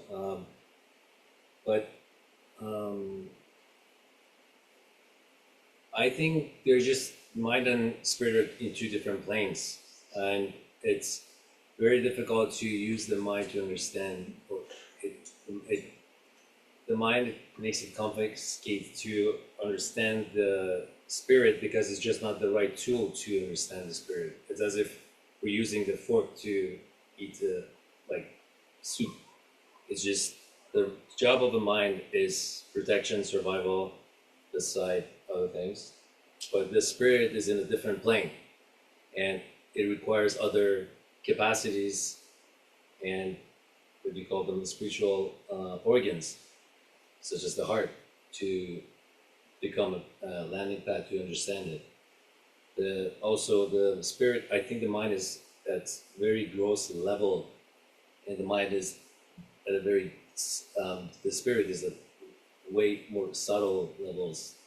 That's why the mind is so clouded, we have a lot of traffic here, we're just constantly here and we don't see anything else. But when we meditate, then we allow space for other higher thoughts to land, that's when we get to feel, become that observer that does feel different. It's not the thought, it's not the mind material. Well, I hear what you're saying. I'm not going to dwell on this, but I think, there's something more to consider here of how the mind can be developed. I hear what you're saying about its gross nature, and you're saying that it's not designed really to comprehend spiritual things. But as I stated earlier, we're looking at the mind-heart capacity as the new spiritual activity, the new way to access. But I'll leave it right there, because we're going to need a break here in a moment as soon as we get through Julia. Your name? It's Julia. I'd like to hear you say it.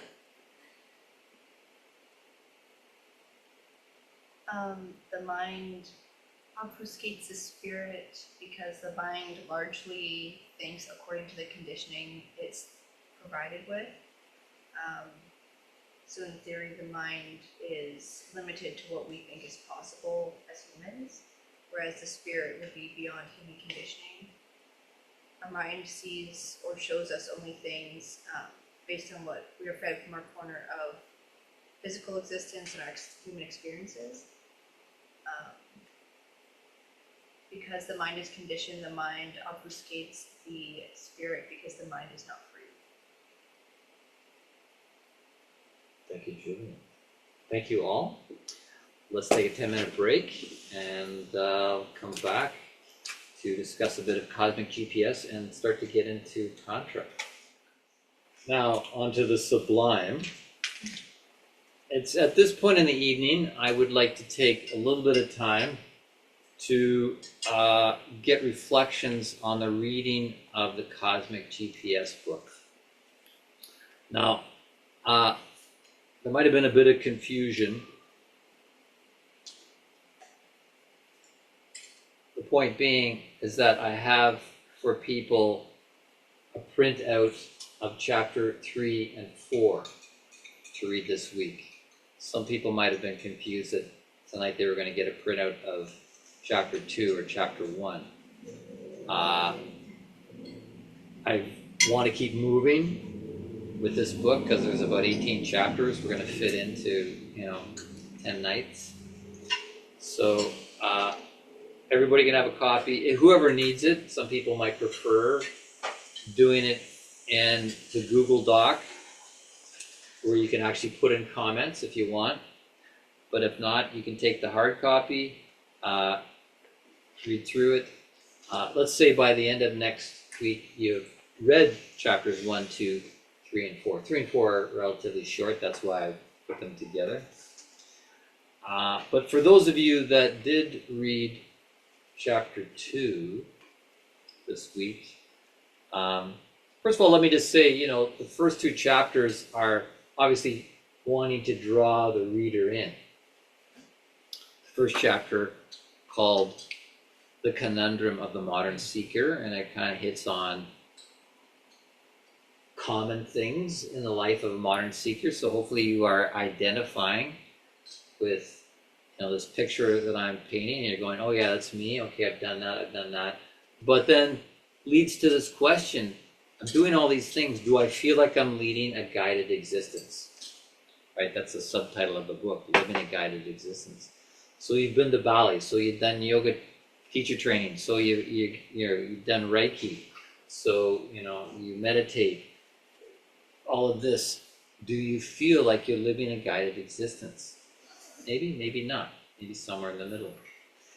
And then in chapter 2, Lost Soul Syndrome, really kind of going down into the abyss to look at how bad it can be if you're not living a guided existence, that you feel like you're half unpacked in your life.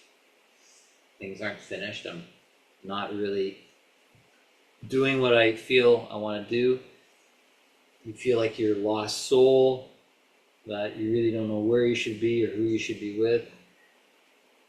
You're weak-willed, you can't really get going. And I point out how weak-willed is different than lazy. Lazy is a choice. Weak-willed is a spiritual condition. So, yeah, there's the setup for any comments now that people might want to digest in this moment of the evening.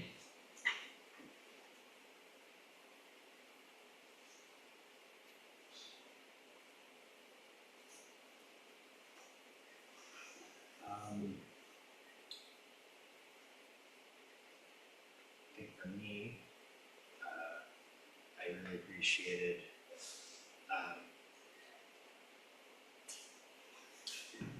really appreciated the ideas of the fact it's almost like chapter 1 and 2, because they're painting the picture, it's still like, well, and that's why I'm curious to read the chapter 3 and 4 to see, like, now that we've almost like set the table, how do we proceed from there?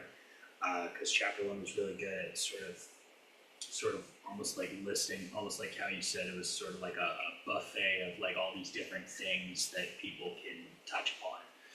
And then the second chapter was almost the flip of that in terms of how, like, we need humans in order to like operate in this world, but also there is that natural skepticism because of the amount of I guess gaslighting or misinformation that is purposefully thrust upon to make it, to give a certain kind of message when there's clearly a lot more sinister underbelly. So, yeah, I don't know, that's, I guess, what I took away from the second chapter. Okay. Yeah. Great. And I hear you want to get on to the third chapter. Well, yeah, I mean, well, because I think the first two, it was almost like really good at just, like I said, just setting the table, but we haven't had the feast just yet. Right. Calder, could you take or push just touch the water stand there, the vortexer, it's making noise. Take it off. And I've shortened, this is the second draft. I'm going through the second time, and so this is taking a lot of the fat out, trying to make it leaner so that people will get bogged down. It's like, okay, let's keep going. I want more, I want more, I want more. Yeah. So it sounds good. Mm-hmm. Nobody feels like it's getting bogged down on anything. No, it definitely isn't an overwhelming period at all. Or anything's missing for that matter. No, it didn't feel that way. Okay. Thanks. I had Yes. an observation. You mentioned something that I remember a specific conversation I had with a friend of mine a long time ago, which was that like different people almost have like different levels that they can want something. Like some people, like when they want it, they like want it, and like that's like the will. Some people be like, oh, that sounds nice, but they don't have like the same amount of like wanting it, and that intense wanting can be a good thing or a bad thing depending on what you want and how much you want it and how hard it is to get. So you're bringing that up in terms of the will. Yeah, there was I don't know, that paragraph or two kind of stood out to me, talking about like the triangle of like the will and kind of escaping me, but there was a conversation about like will and like this like trifecta. Yeah. Well, there's weak-willed, and then there's also willfulness, which is also a weakness, where you don't have control of your will, and you're just like a bull in the china shop. I'm going to do this. I want to do this, and you're just kind of blind. Not realizing who you're hurting in the process. Right. Yeah. So there's two sides to the weakness of the will. I felt a lot of gratitude. Okay. Reading the second chapter. Good. There's more coming. Yes. And for people that aren't into the Matrix, hopefully they still you know, hold something within the context to elucidate a point.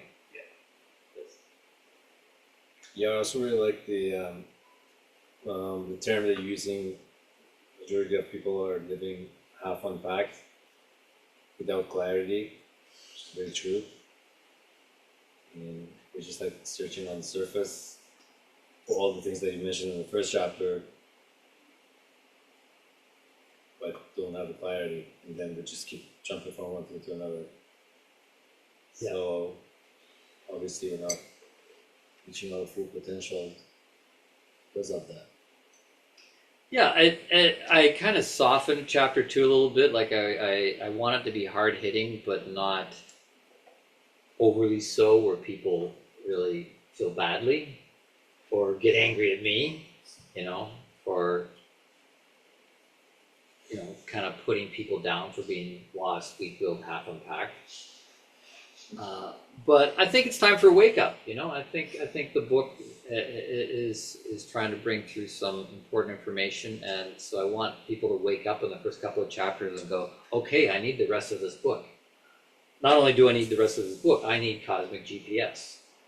I need to get on board with this idea that there is a higher intelligence, higher than my intelligence, higher than AI intelligence, that is there, and we are ready to evolve into a new revolution in our own intelligence. So did anybody feel angry or upset by the end of chapter 2?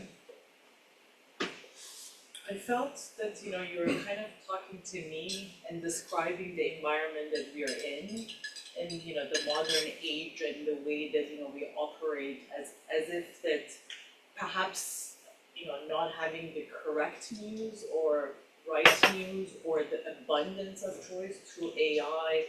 And I feel abundance of choice could be a curse as well, if you don't have that internal, you know, guidance, then which one of them would resonate well. So as you were describing in chapter 1, I feel like, oh yeah, he's describing me. There are so many things that, you know, I want to find my love, I want to, you know, do this job and have the freedom, and, you know, the information that you're getting and you're reading it, and at some point when you were reading news or hearing something, you're like, okay, that's truth. But now you gotta go a couple of more steps and check the validity of the news. And is it right? Is it not right? And is it right for me? And how can I make all these choices? So for me, it was a lot of resonance, describing my state and this era, this environment, and then activating curiosity. Oh my God, now I could potentially have a tool to just, you know, navigate myself, navigate my body and soul and spirit, to just, you know, get to my path, to blossom to that essence of who we are that we talked about in the first class, blossoming.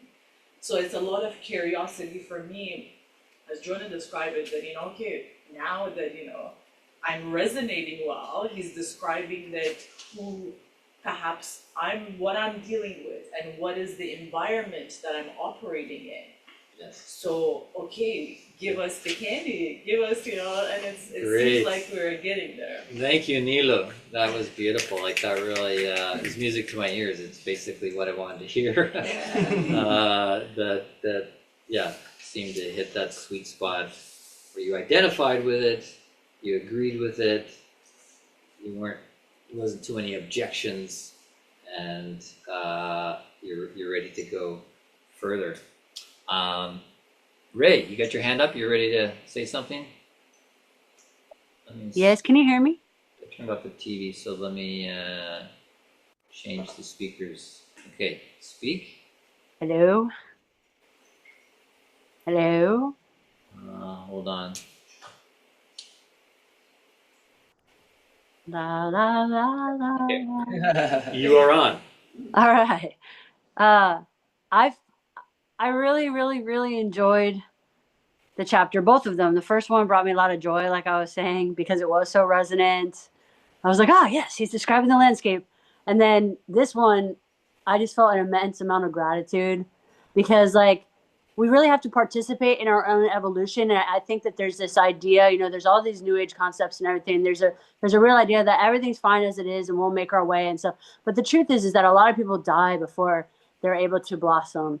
And I don't want to be that person. And it is our responsibility, like as a collective, really, as individuals, but like as the people of our age, to participate in our own evolution. And we can go off the track, like as a people, as a like whole groups of people can go off track.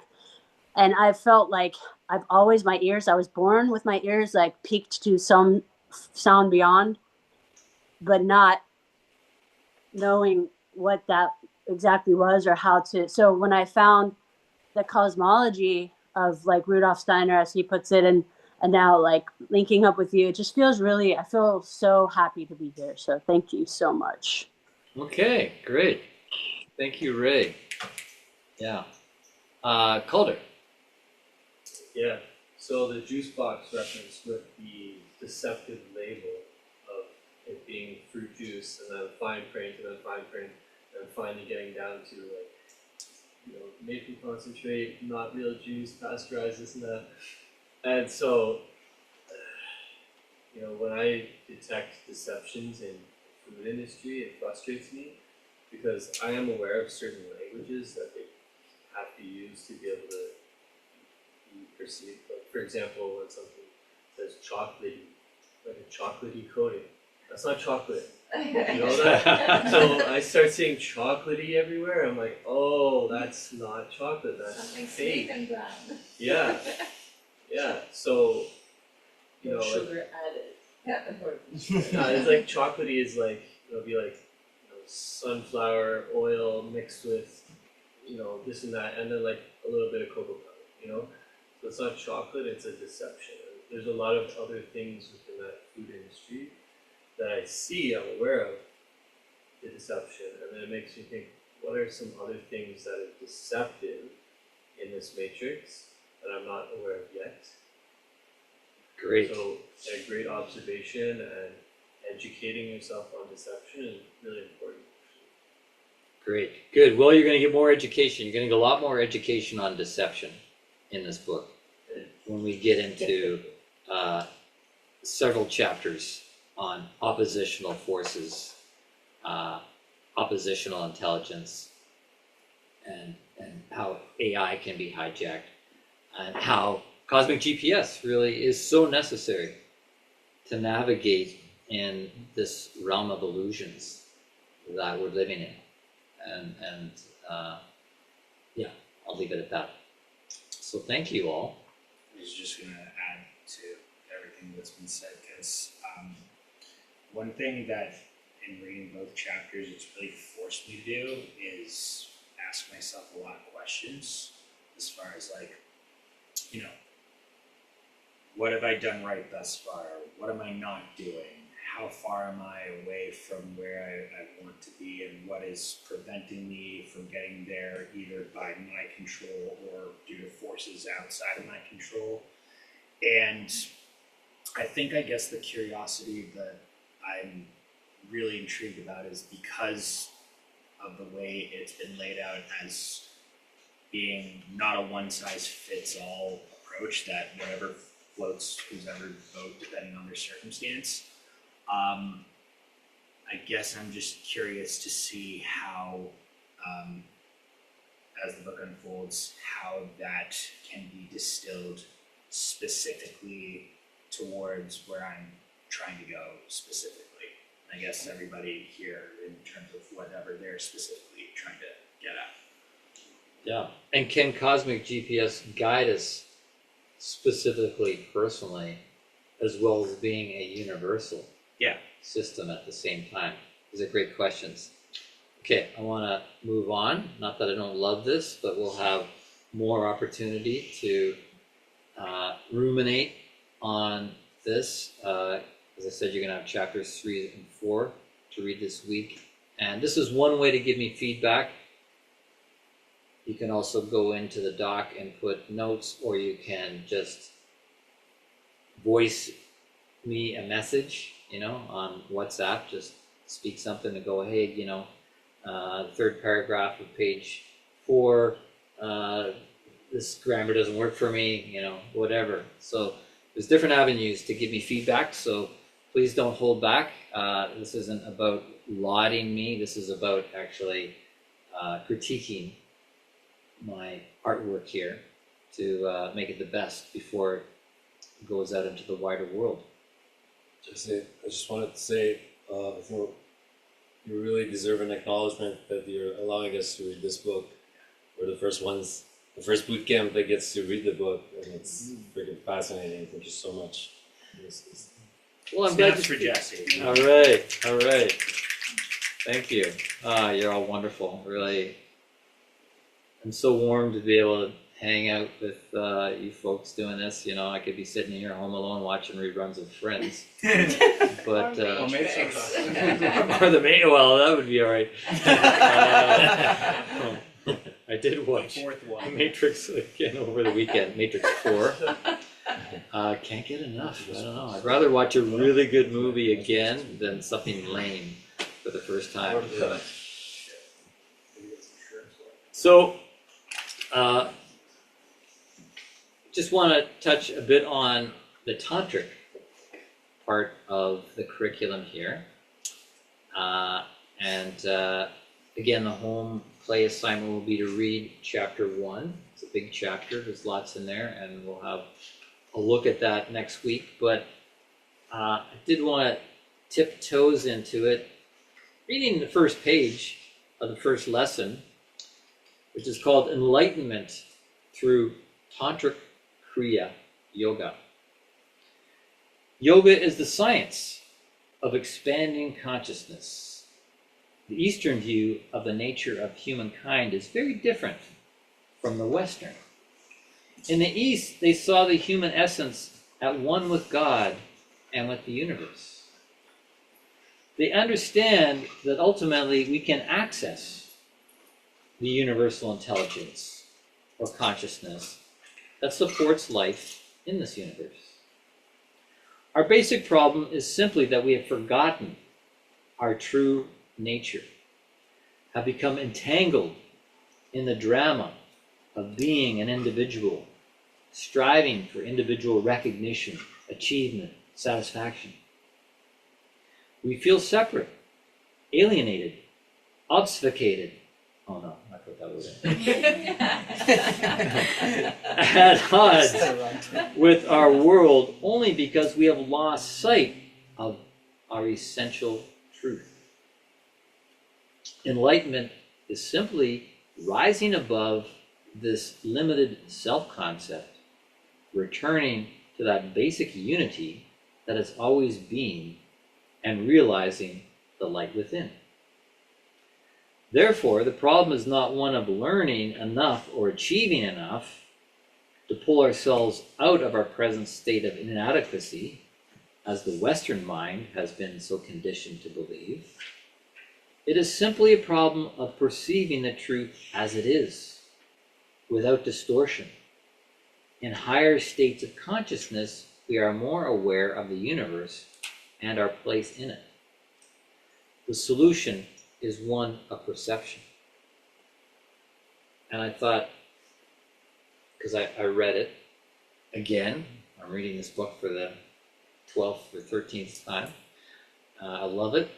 Read it again, and when I read that, it just resonated so much with what we've already laid out in this chart on how, you know, the solution is one of perception. It's one of the development of the mind, development of higher organs, so we can reconnect to what is and to rise above the distortions.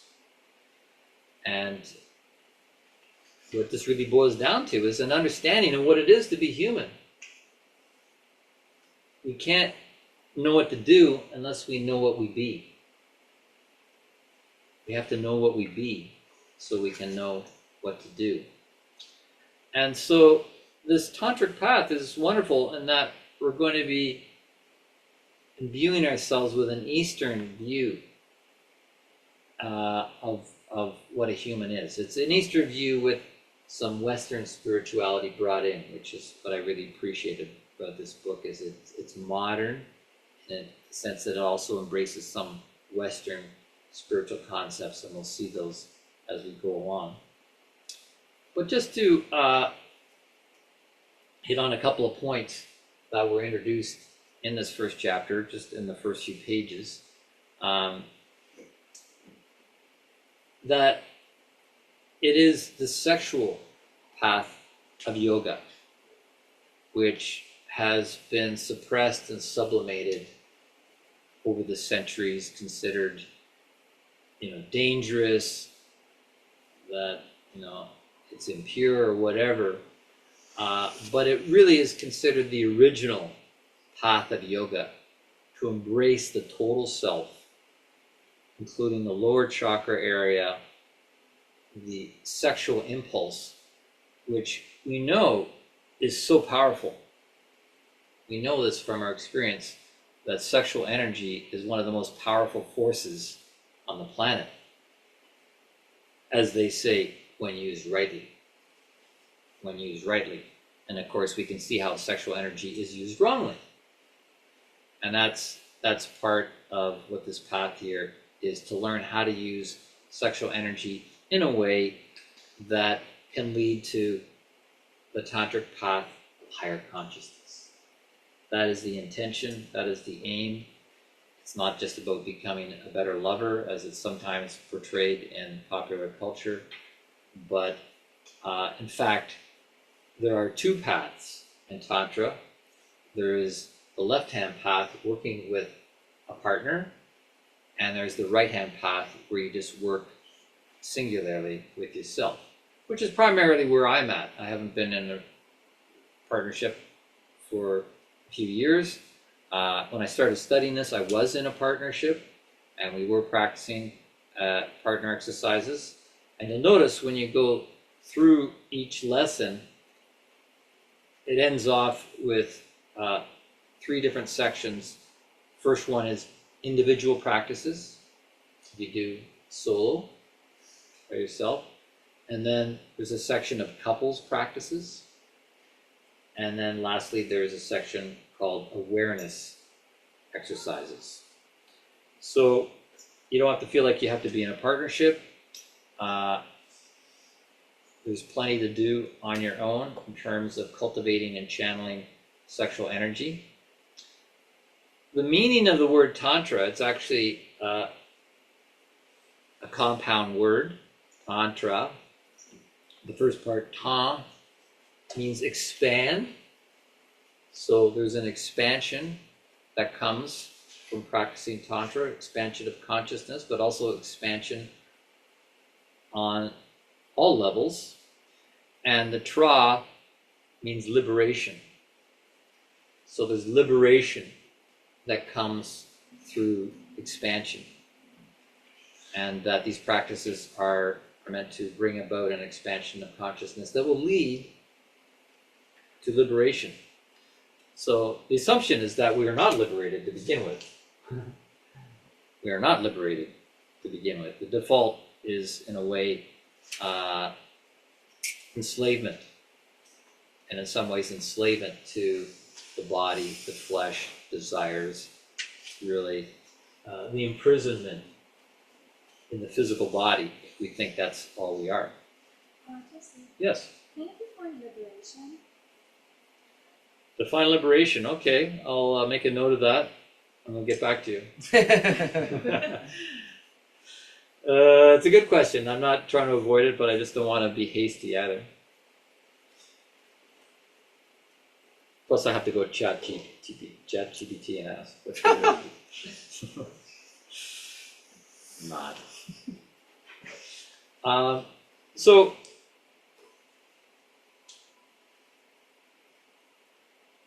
there's actually one sentence in this first chapter.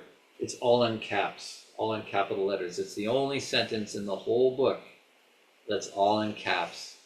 And it says, love is sexual energy transformed. Love is sexual energy transformed. That's pretty big. If we really want to love with true love energy, we have to work with the sexual energy that is incumbent in our body. And in doing that, it's about holding our sexual energy in a spiritual context. So it's really holding the body within our spiritual life in order to do this. So I think that's. Did anybody else have any comments or questions they wanted to reflect on this first chapter?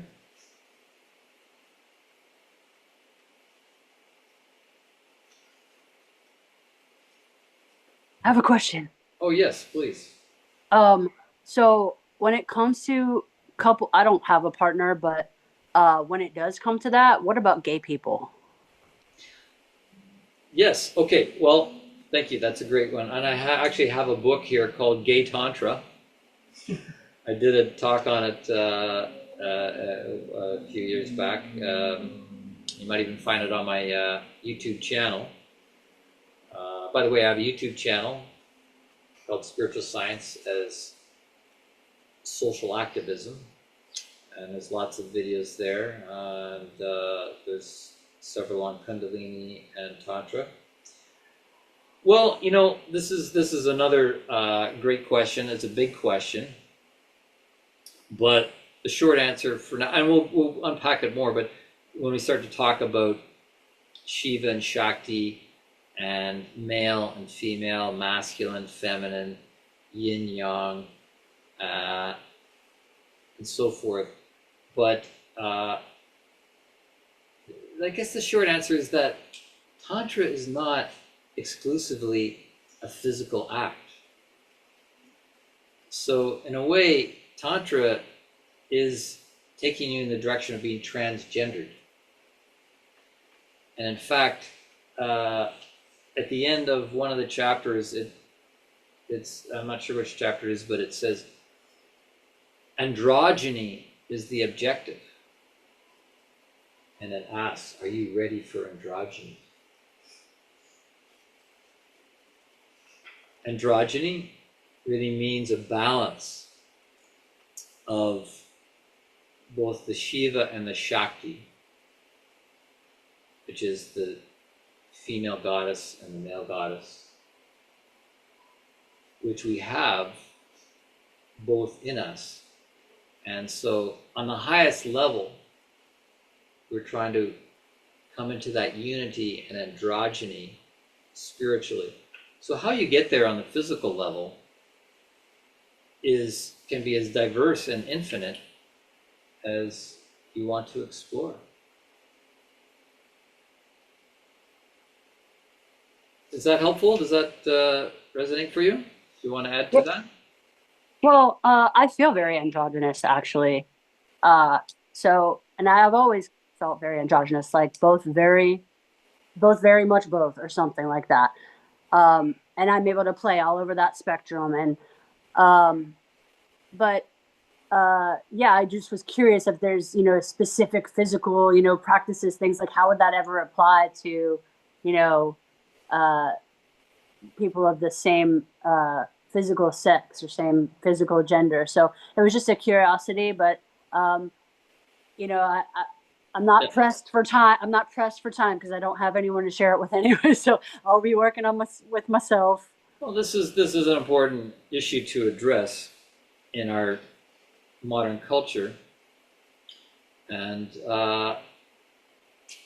this book, Jewel in the Lotus, it does present the partnership practices with diagrams that are more oriented towards, a heterosexual type of union, and, talks about the lingam and the yoni.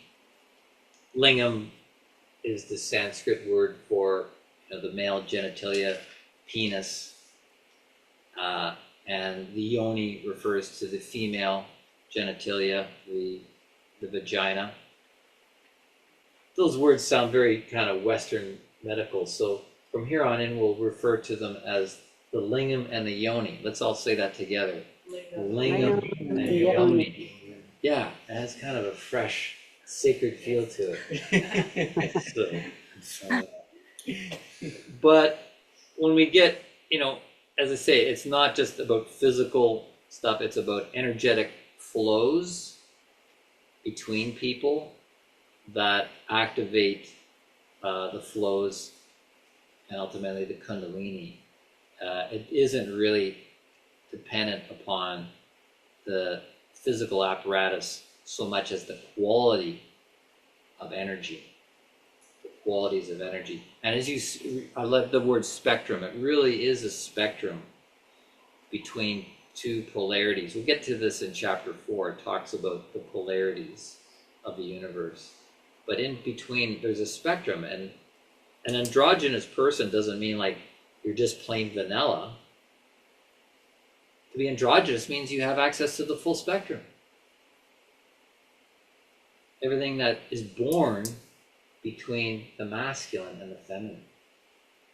This polarity is meant to give birth to a third thing in the middle, which produces a whole spectrum of possibilities. Yes, please. So the line says that continuing where you left off, the solution is on perception. Our ability to perceive depends on the sensitivity of our nervous system.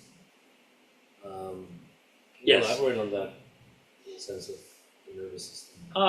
Well, let's pick up on that after we've read the chapter, because there's the different levels of our being, obviously, and they start off talking about the physical and the nervous system and the sexual apparatus, but that's the starting point to actually move us more into spiritual realms. Yeah, we're not bypassing the brain and nervous system. It's going to be activated and happen. Forgive me, Jesse, I do have one other question. Yes? Are we intended to, when you say in the home play, that's on that one document where everything is, when you say on there what the home play is, and it says, read this chapter, are we intended to also do the practices that are in that chapter or attempt to start doing them, or will you list that separately, and also do practice from this chapter? Yeah, I will get specific about Okay. what practices to do. Okay. Right now, you're reading chapter 1 and you're going to get oriented to, there's individual practices and whatnot. Now, we're not going to do all the practices, and we're not even going to read through the entire book. It's introduction. It's an introduction to this, but there's also advanced stuff for sure we're going to get into. Now, having said that, you're more than welcome to try any of the practices that are there on your own volition.